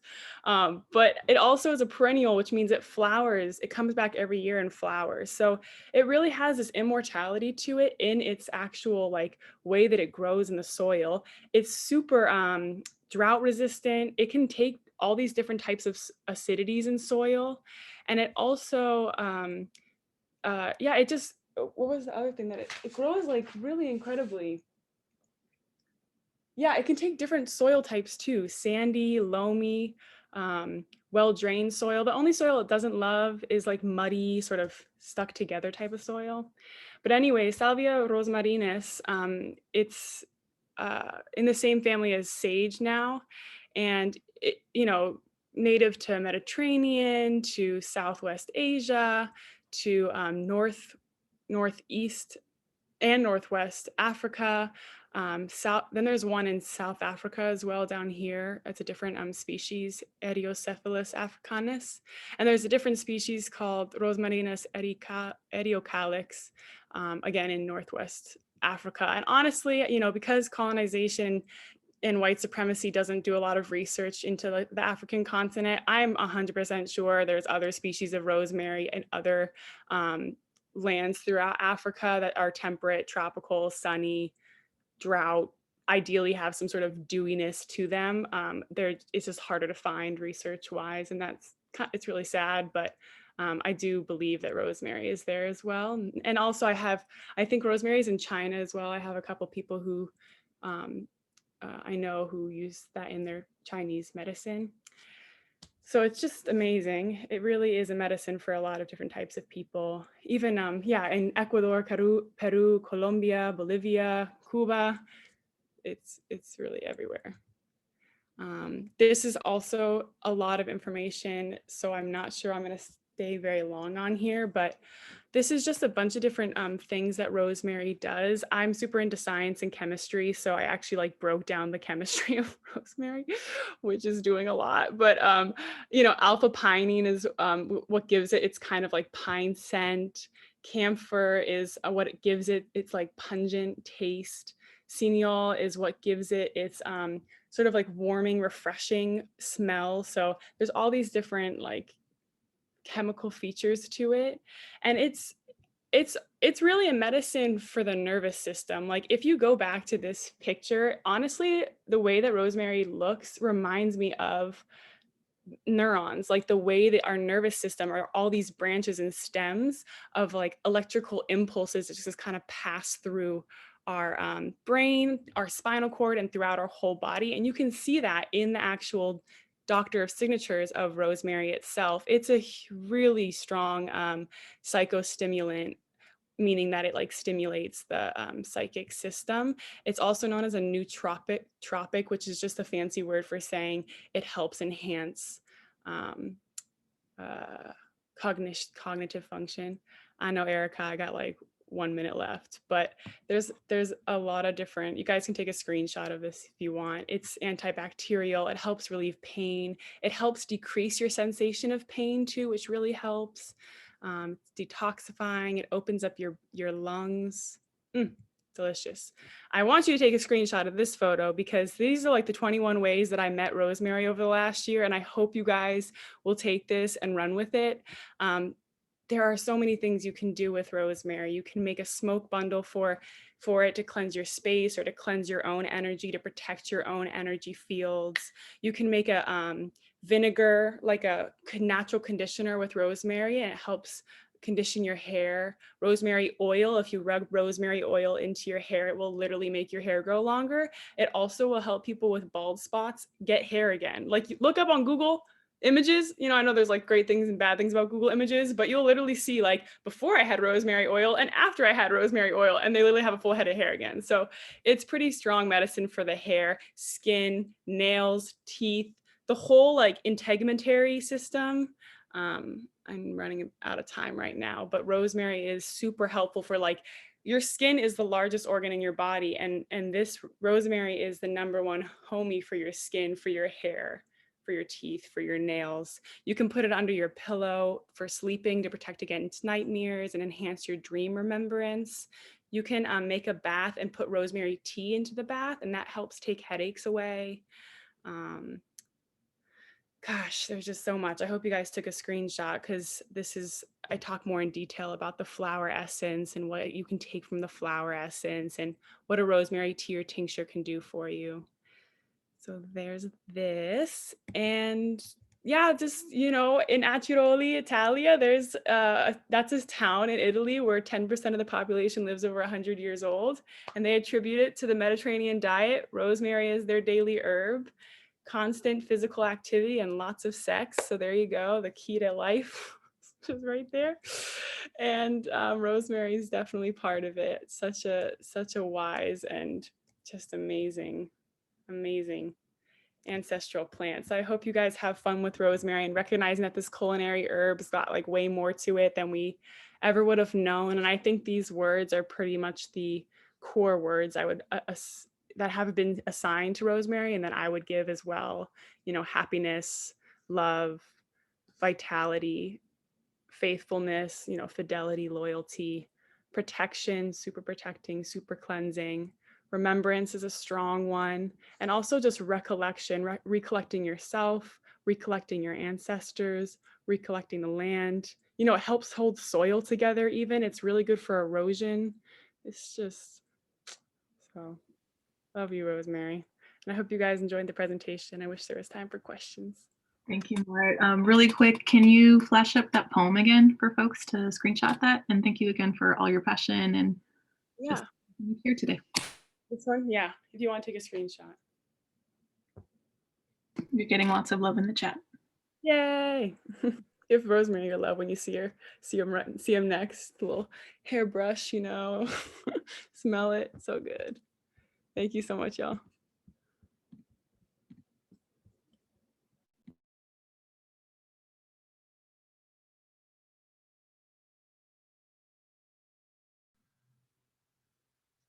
I think I'm next. Is that correct? Yes, cool. I'm going to stop. Thank you so much. Hi, everyone. Thank you for being here. My name is Pua. I was in the 2020 Tuesday cohort of Cemmana. And yeah, I'm kind of gonna have to just piece this together as I go along, as I was thinking about how I was going to present this. I've been told, especially in Cemmana with my teachers, that I'm kind of a bit of a storyteller. And in trying to put together what would have been 2 presentations. It's hard for me just to tell a story without giving you the whole story. So I'm going to try and do that. I was born in San Diego. My parents divorced when I was really young. My dad's from Hawaii, Japanese Okinawan. My mom's from Southern California, Imperial Valley, and she's a Mexican Filipino. And some of my earliest childhood memories, happiest memories, are being in nature, whether that's being in the ocean or playing in nature or in the yard, like just being in nature and thinking about, you know, the magic of that. It was very, nature for me was always a world of magic. And art and nature were always what I loved. And then, you know, my father had gotten custody of us when my parents divorced. And so at a very young age, my sister and I moved back to Hawaii.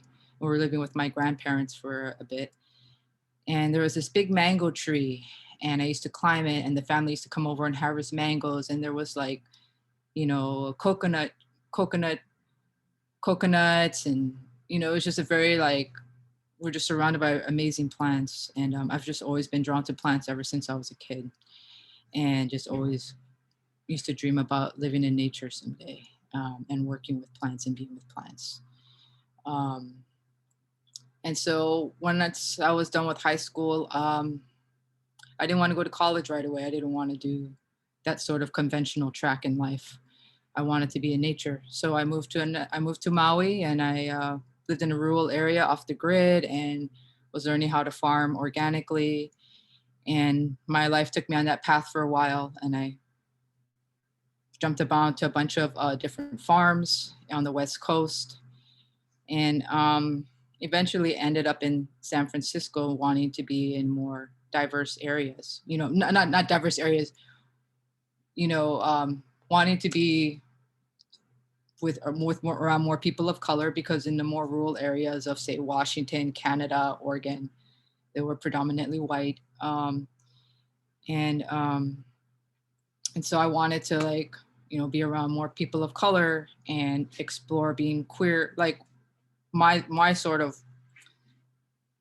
I needed to explore what was more being queer, because even though I was in these rural communities, like the last place I was on was in Weemoonland in Oregon, which is like a lesbian community. I still never felt like I fit in. And so I had to move to San Francisco to sort of kind of like find myself in a way, and find, just kind of like find my people. And so what happened was I was sort of at a crossroads in my life, and I went to a tarot card reader back in like 2002, 2003. And I was thinking about moving to New York or moving back to the Northwest to study ecology or herbal medicine or something like that. And they came recommended by a person, and I never had my cards read before or anything. Not like this, you know, where you pay someone and it's like, you pay them. Back then it was like $50, which was a lot of money for me. And she started describing this this person that came to her, an older woman, hair tied back in a bun, a portly woman, and that this person was guiding me, and you know, was guiding me on this journey that I was on with plants and with nature, and that was my path. And I was just like blown away, and I couldn't think of who it was. The only person I could think of was someone that I had saw in a photograph, which was my great grandmother, my dad's side, and she came from Japan to Hawaii.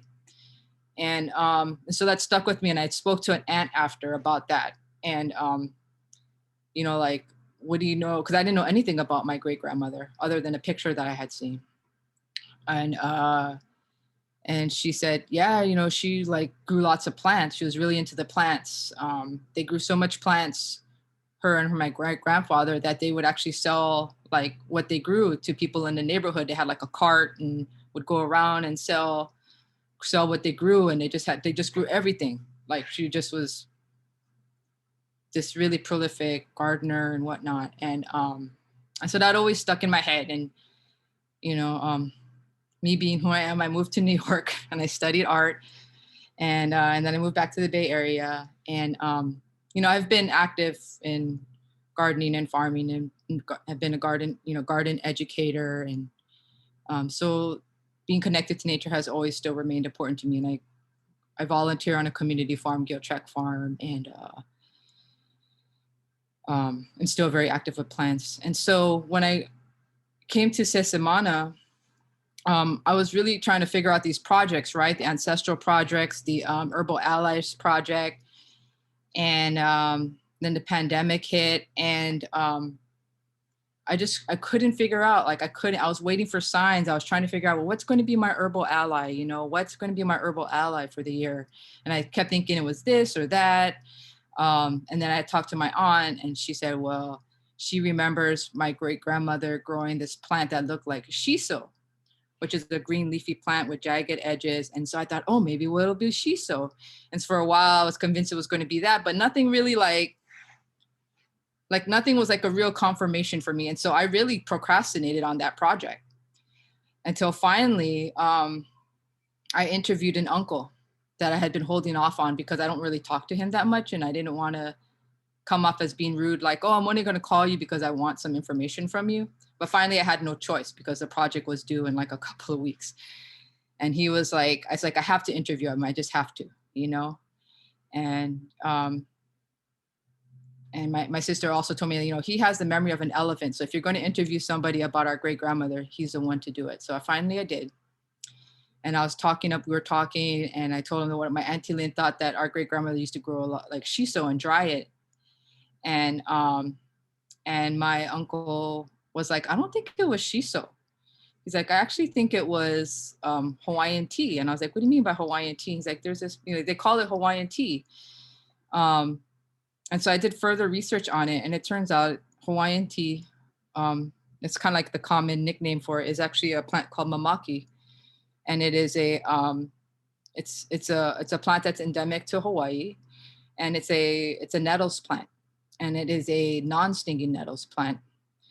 And the ancient Hawaiian people used to use it as sort of like a daily, like kind of tonic herb and tea that you make. It has many health benefits, and it's actually becoming very popular again now in Hawaii. Like they're starting to like grow it commercially and whatnot. Well, turns out like my great grandmother used to grow it, and my uncle's mom used to grow it too, and he remembers them making tea. He remembers the smell of it, and then learning that brought me to a memory that I had back in the summer of '97 on a farm that I was on in Washington State. And it brought me to one of my earliest memories as an adult of making a deep connection with a plant, which happened to be stinging nettles. And my first encounter with stinging nettles was very painful. I was playing tag, and I just ran. I tried to cut past this house on the land. This was like a big 80-acre farm in Washington State. And I was wearing shorts, and I just ripped past this big old nettles plant. I didn't know it was a nettles plant. I just thought it was a plant. And I just like, well, I'm just, I knew I was going to like brush up against it hard, but, I was like, oh, it's just a plant, whatever. Right. And the thing just like, my leg was just throbbing, like it just knocked me out. And I wasn't expecting it. And I had no idea what was that, what that plant was.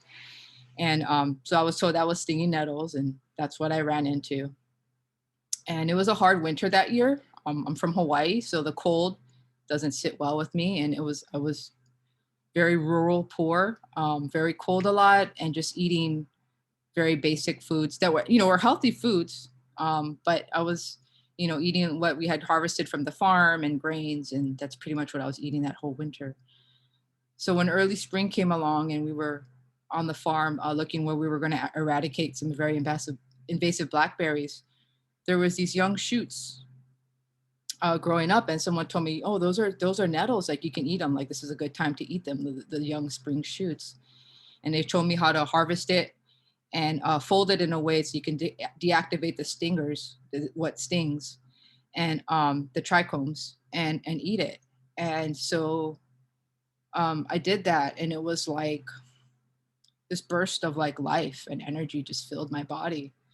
And like what Atava was saying, nettles have one of the highest amounts of chlorophyll of the plants that you can ingest. And so it was just like all this life energy just like came pouring into my body, and I just fell in love with the plant right away, you know. Eventually I moved away from that farm that spring and moved on to other farms and to San Francisco, but I never forgot like how vital and how amazing nettles was as a plant, you know. And so I always sought it out wherever I went. If I had an opportunity to eat some, I would try to, you know, occasionally the farmer's market will sell it, but not very often. And so that's when I realized that's my herbal allies, you know. And so I made a whole presentation about nettles last minute, you know, but I figured it out that was my herbal allies. And there's other plants that I connect with my ancestors, having done the project, like garlic with my grandfather, my Japanese Okinawan grandfather. He used to eat it raw. And I used to try to be like him and do that. And it was intense, but to this day, I love garlic. I mean, I was a 5-year-old kid eating raw garlic with my grandpa, you know, it's pretty hardcore. My grandfather, my Filipino side, I was talking to my mom, and Saluya, also known as jute. When my dad remarried, he married a Filipino woman, Ilocano also, just like my grandfather. So I did grow up eating that food, even though I didn't grow up with my mom's side. My grandpa, he passed away before I was born. And I didn't get exposure through my mom's side of our Filipino culture, but I did get exposure to Filipino culture through growing up in Hawaii. And my dad, you know, when he remarried my stepmom, and she was a good cook. So she cooked a lot of Filipino food. So I did grow up eating that too. And then I was thinking of my grandmother, my mom's mom. And she's Mexican, and there's a lot of trauma on that side. So gathering information was very hard. Like you were saying, Atava, there's a lot of serious trauma on that side, whether it's mental illness that was caused by many things, you know, sexual traumas, physical traumas, mental trauma, you know, a lot of things. So there was a lot of distance on that side, and I didn't really know what to gather from my grandmother as far as like, you know, what plant I could associate with her with. But after some thought and after like seeing other people's presentations, I realized a plant that I could connect with her was tobacco. She was a smoker, you know, so I don't mean to connect it in that way, but connecting to tobacco in a more like loving and spiritual way, rather than like a drug abuse way. But she was a smoker, as was I at one point, as was my mother, my stepmom, my sister, my grandfather, my uncle. Yeah, smoking tobacco was actually quite prevalent throughout my family. But nettles.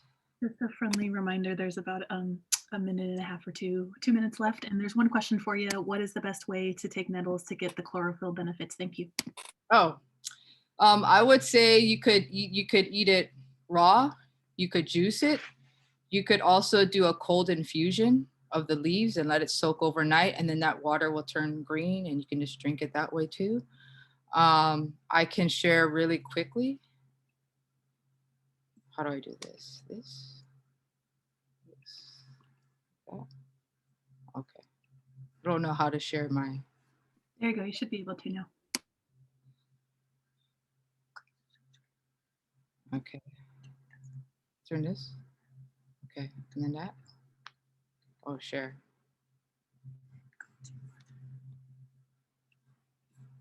This. Okay. I'll just briefly go through this, you know. This is I grow nettles myself. I like to grow as many of the plants as possible. And on the Giltrap farm, we grow nettles, and we're going to grow more this year too. We want to be a resource for the Bay Area community for herbs. And we do get a lot out to the community for free. And we're all volunteers there. So we're just happy to grow these plants and get them out to people who need them. So this is the land I was talking about in the Northwest. where my first encounter with nettles was.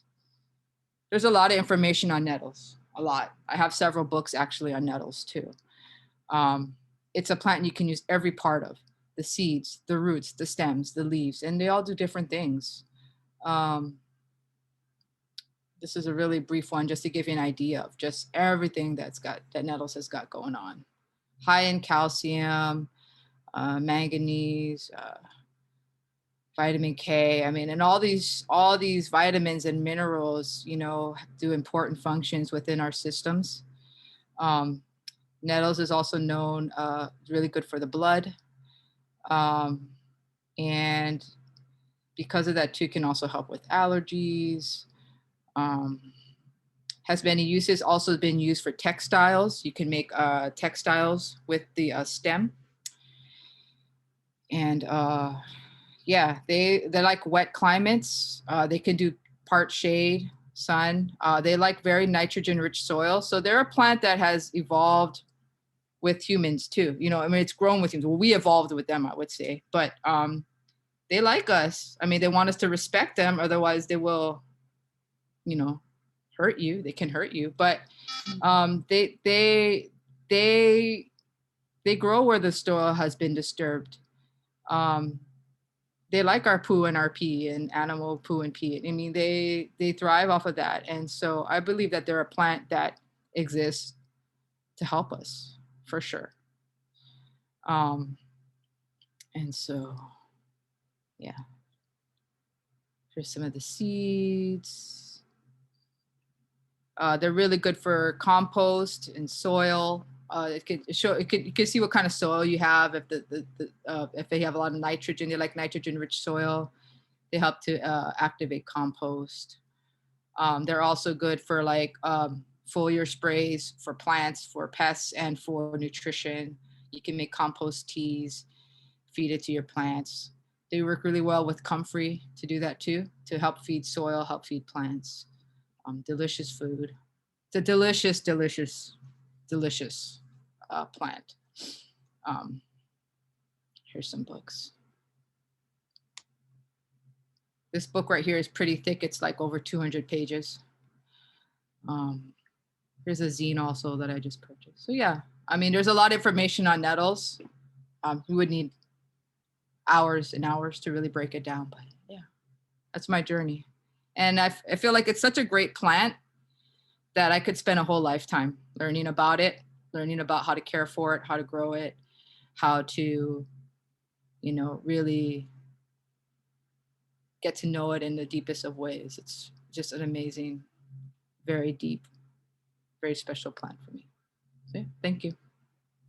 Thank you, Pua. And for folks asking, I will check in with the presenters and see who is open to maybe sharing their slide decks, and I will coordinate with Atava to maybe get some of those out to folks that are okay with that. Thank you so much. We're going to go to our last presenter.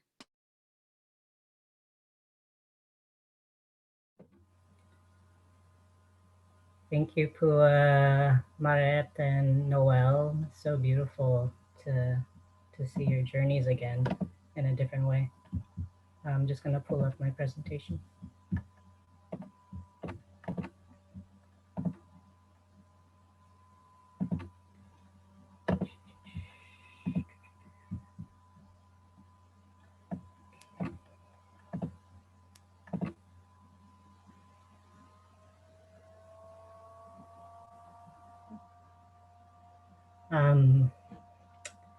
Yeah, wow. So much wisdom and knowledge, right? Just in this like 2 hours.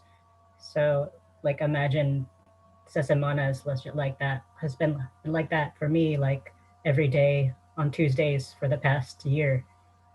Just gathering together in community with other magic makers to just be in right relationship and deepen our relationship to the plants. I have this like long presentation that I may or may not finish all of it. I'm gonna try to get to the parts that I feel like will be key takeaways for folks. My name is Jamil.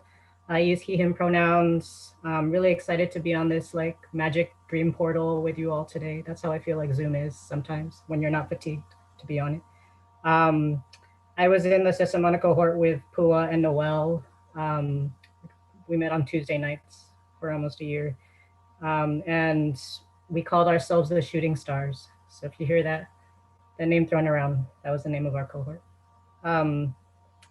And yeah, I just wanted to share this image to introduce you to the plant without naming them, the plant that chose me. I like the title of how Atava worded it today, Doorways to Ancestral Consciousness. And then I just want to further it.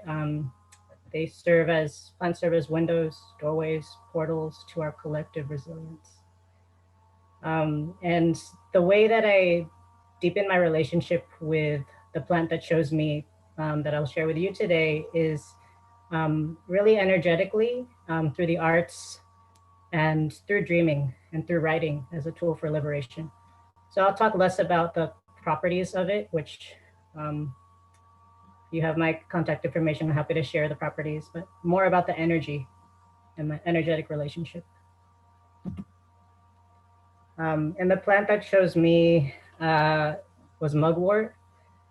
I'm still figuring out I'm Philippine, third generation Filipinx, still figuring out my ancestral relationship to this plant. I know in Tagalog and in the Philippines, they call it Damong Maria. And it's used in many ways for deepening intuition and connection to dreaming and supporting AFAB folks with moon cycles. And in different parts of Asia, used in culinary dishes and dumplings. And there's so much, so much I could share. But this is the way I wanted to work with mugwort was through I work in mostly installation art media. And so I was like, why not make a dream portal, a physical dream portal? And how I connected with mugwort was through a comrade in the Cemmana Shooting Stars class. And they gave me a bag of mugwort they harvested on the land of one of their friends. And that was that's how I sourced it. I didn't buy it from the store. I didn't order it online. Ended up, just using what they gave me in the bag. It was a big bag, a big paper bag of mugwort, which was beautiful. So yeah, you'll see this image throughout the presentation. How I came to Cemmana was a few years back. I had taken a class with Angela Angel called Ninunong Gamot, Filipino Ancestral Medicine. And yeah, it was like mind-blowing. It was like one of the first classes where I was like, what? Plant connection, food as medicine. There's other like queer and trans, non-binary Filipinx communities who are also like lovers of the plant ancestors and wanting to figure out ways to decolonize our tongues. And so that really just led me on the journey to apply to Cemmana last year. And yeah, a big piece around this journey is mental health. I'm like training to be a mental health clinician, and just it feels like a big like connecting with the plants is a way to connect with our resilience, like the slide said earlier. And I'm really interested in how deepening our connection to land, to plant ancestors, can support our intergenerational wellness, and especially the resilience of BIPOC folks, and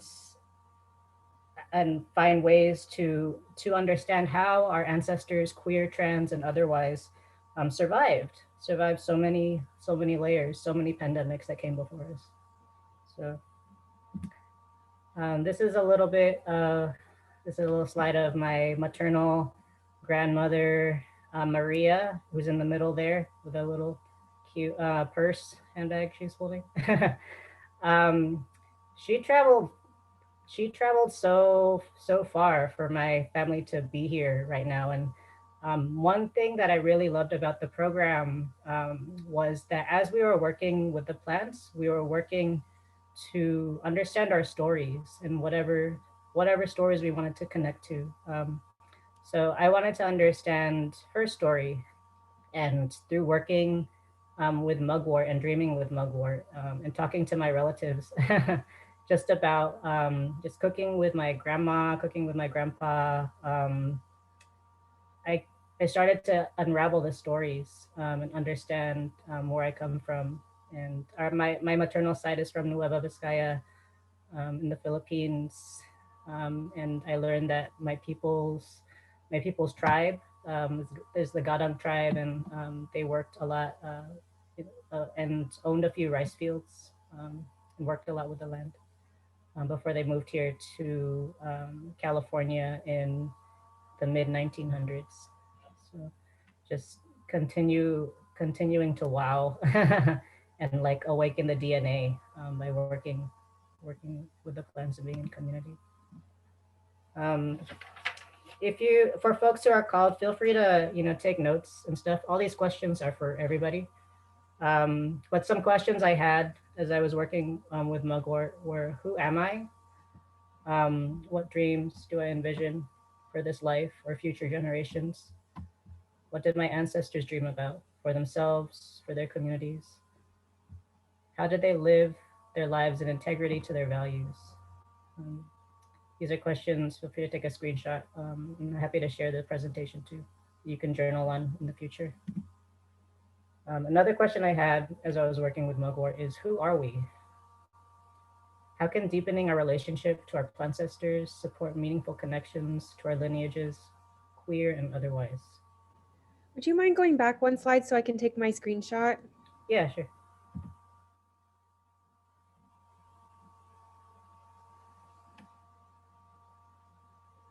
Thank you so much. Yeah, no problem.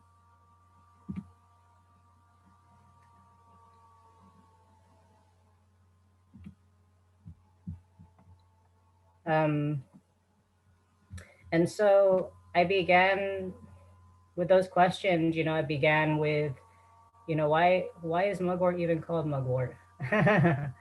A lot of my sittings and relationship with this plant comrade, was really just sitting with it.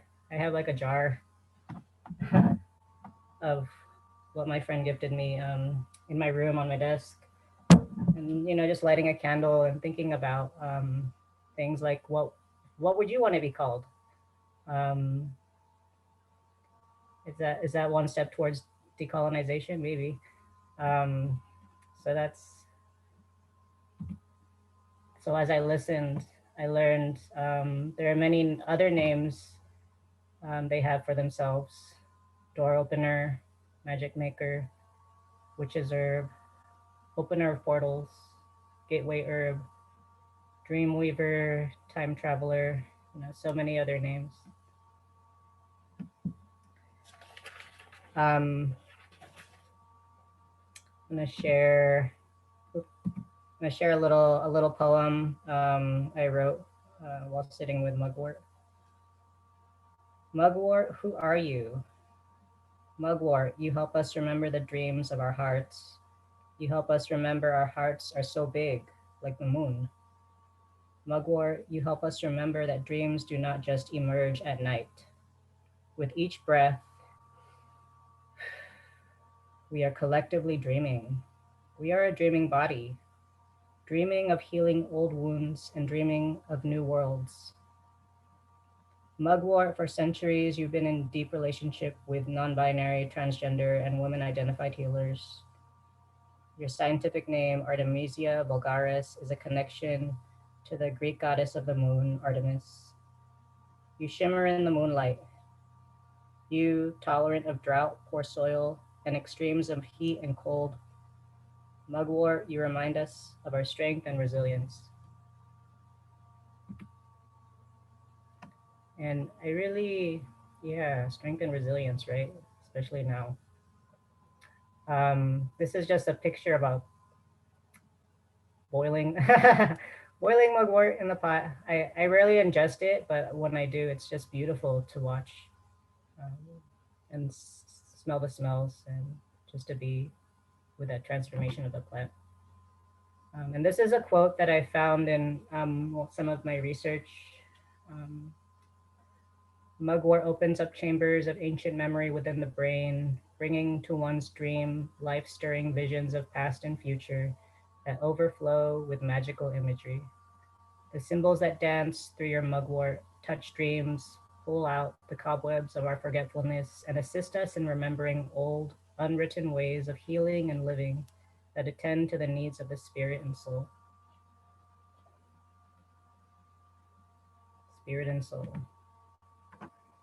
And yeah, speaking of the needs of the spirit and soul, as an artist, I can't breathe without making things. So that was the way I think Mugwort consented to building relationship was through the medium of creating. So I, through some of the dried Mugwort stalks, I created paint brushes with the leaves. I mixed paint together and just painted, just painted with them, just allowing images to flow. I did paper cutouts of mugwort, watching a lot of Netflix movies. And they look small on here, but they're pretty big. They're like half the size of my wall. Um, and just trying to understand its energies and its meaning in my life. This is a kind of sporadic painting that came through. Um, and then going back to the dream portal, which was my favorite. That was probably my favorite thing. I think a part of decolonization for me and for like BIPOC communities is remembering to dream and to remember that we can dream. We have the capacity to dream, and that dreaming, it's work, it's hard work, and that our dreams are valid, and that our dreams need to be nourished, and we need to be in a space and be in community in spaces that really nourish our dreams. So this is some excerpts from my dream journal. I kept a dream journal for my time in the program, working with Mugwort, and I don't want to like have like a romanticization, like, oh, I just had happy dreams. Like I had all kinds of dreams. I had wild dreams. I had nightmares. I had joyous dreams. But the practice was to just keep writing, keep recording them, see how they evolved. And I'll share one of my practices with you too. So a workshop I'm developing is writing with plant ancestors. I'm inspired by Mugwort, which will be in some form in the near future.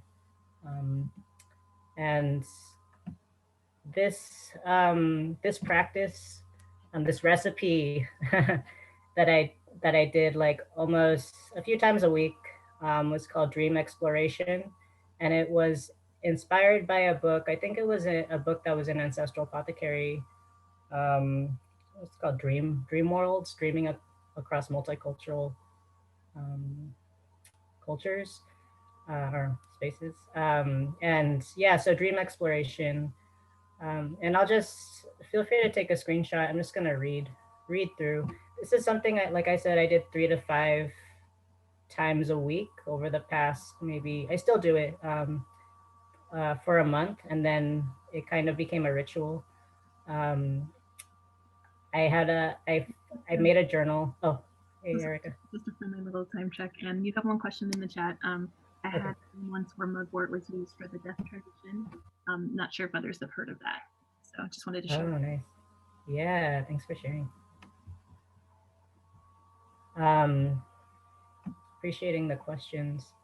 Yeah, so it's like what, like Atava was saying earlier, like if mugwort is not the plant that calls you, like be in relationship with a plant that does. whether it comes to you in your dreams or in waking life. Um, and this is just a practice for exploring. I personally like, the word of mouth. Like when I worked with Mugwort, it was like friend of a friend, and then we got a paper bag exchange, and it was from someone's land that they knew. But if you're gonna work with a plant, like just be aware of how the source, right? And to honor the land.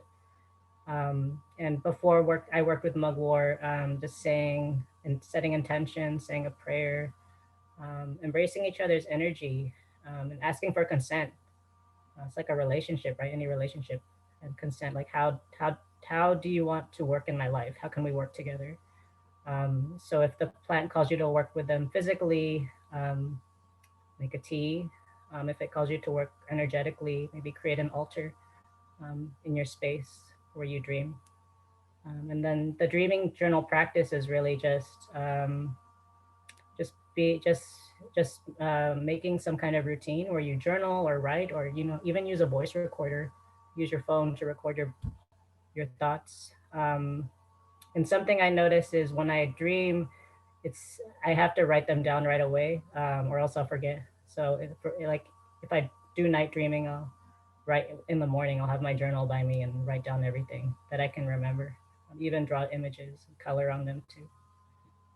And then just paying attention over time. I tried this for a month, and then now it's kind of become more routine. It's been a really beautiful practice. Yeah. Mugwort reminds us to practice freedom dreaming. We didn't come here out of thin air. We were dreamt into being, and we're this collective dreaming body. So this is just an image of some of my ancestors, queer, trans, and otherwise activists, living and non-living sentient beings, who remind me to dream. And I think that's all I'll share from the presentation. It's way longer than this, but thanks for listening.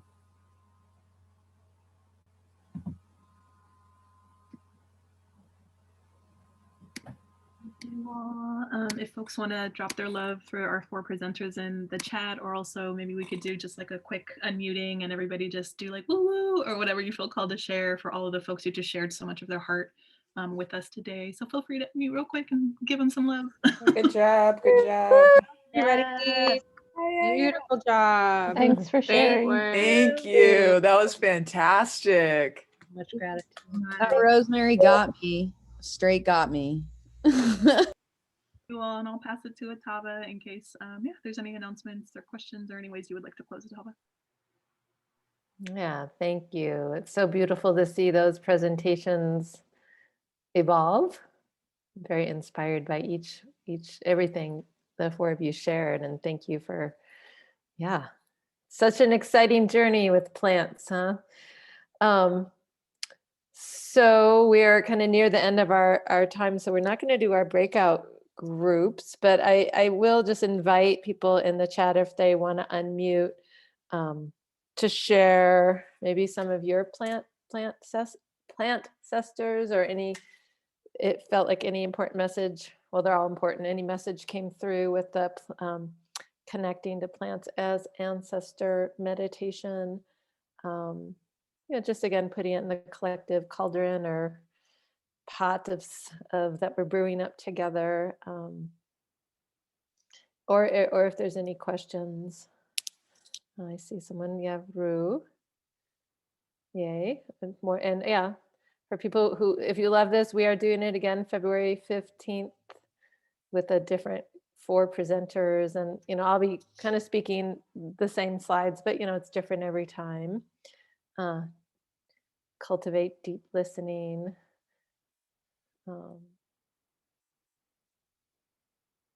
That's what the plants told me to listen.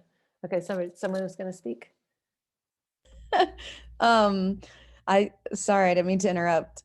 I was recently reconnected with sassafras, like really strongly and really deeply. My immigrant ancestors come from a lot of different places, but everybody's been in the South, in the Southeast, in the mountains for so long. And I'm connected to Turtle Island through Ancestry as well. And I've just come back to stay with my parents up in the mountains, and sassafras is slapping me in the face. So if anybody has any connection to that, or I don't know, yeah, I'm just sharing my connection, I guess.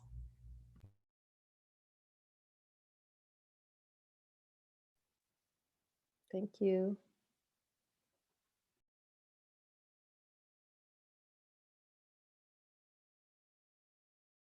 Atava, you're muted. Thanks. Anyone else have any other things they want to say out loud or in the chat, or any questions before we close? Oh, I know there was a question about presenters info, so I don't know if folks want to just put whatever the best way, if you have a website or Instagram or email.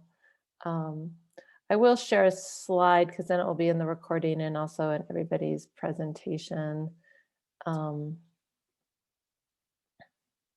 That had, oh, what are your plant ancestors? So these are just a slide of some links, just the school, the fund, my site, some other things, the Ancestral Medicine zine. But then please, Pua, Noelle, Jamil, and Maret, if you have info, put it there as well. Let's see if there's any other questions. Well, thank you, everybody. This is boy, it was a journey. I feel like we definitely went through your portal, Jamil. I think we went through the Mugwort portal of, yeah, it was really beautiful. And for all those who'll be watching the recording, I hope you enjoyed it too. Yeah, thank you everyone for coming out, and I'm gonna just offer some cedar and close us out.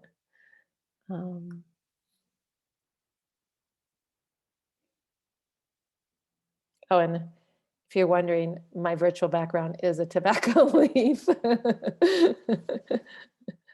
That's the fun thing about Zoom, right? Oh, so Creator Universe, Great Spirit, Mother Earth, Matka Cemmana Hashtan Tonatsin, I say thank you.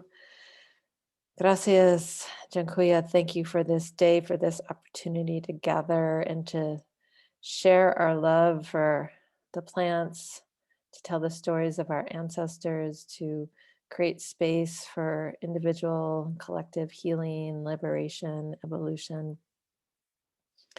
I pray that the seeds of inspiration or connection that touched everybody here, that those continue to grow, and that the dreams and the guidance come to support everybody's path, and that we can continue as a collective to, deepen our relationship in a good way to the plants, and just give gratitude for everybody who showed up to present, and for Erika for doing tech, and for each one of you who came with your hearts and open minds. I say thank you.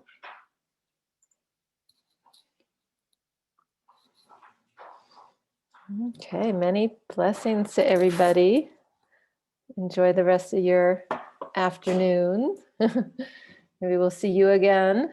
I know there's questions about our classes.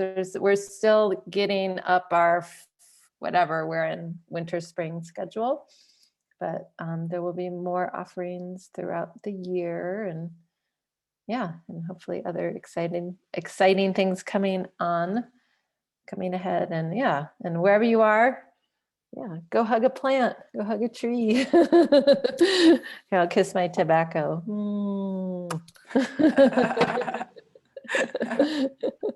Okay, yeah, we could unmute and say goodbye, wave, yeah.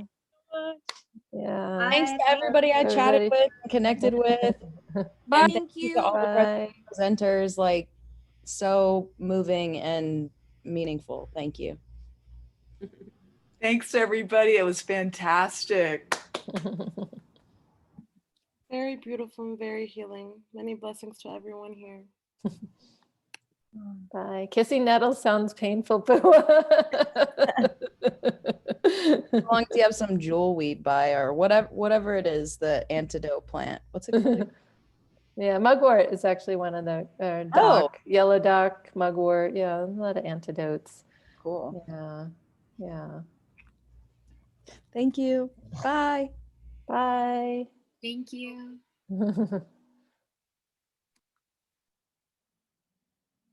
Yeah, the presenter. We have a deep. We need to debrief. Yeah, thank you, Jamil, Noelle, Erika, Maret. I think Pua left. Yeah, that was really awesome. We'll go get some good. Yeah. Thank you, everyone. That was Yeah. good. That was really beautiful. Appreciations. Mhm.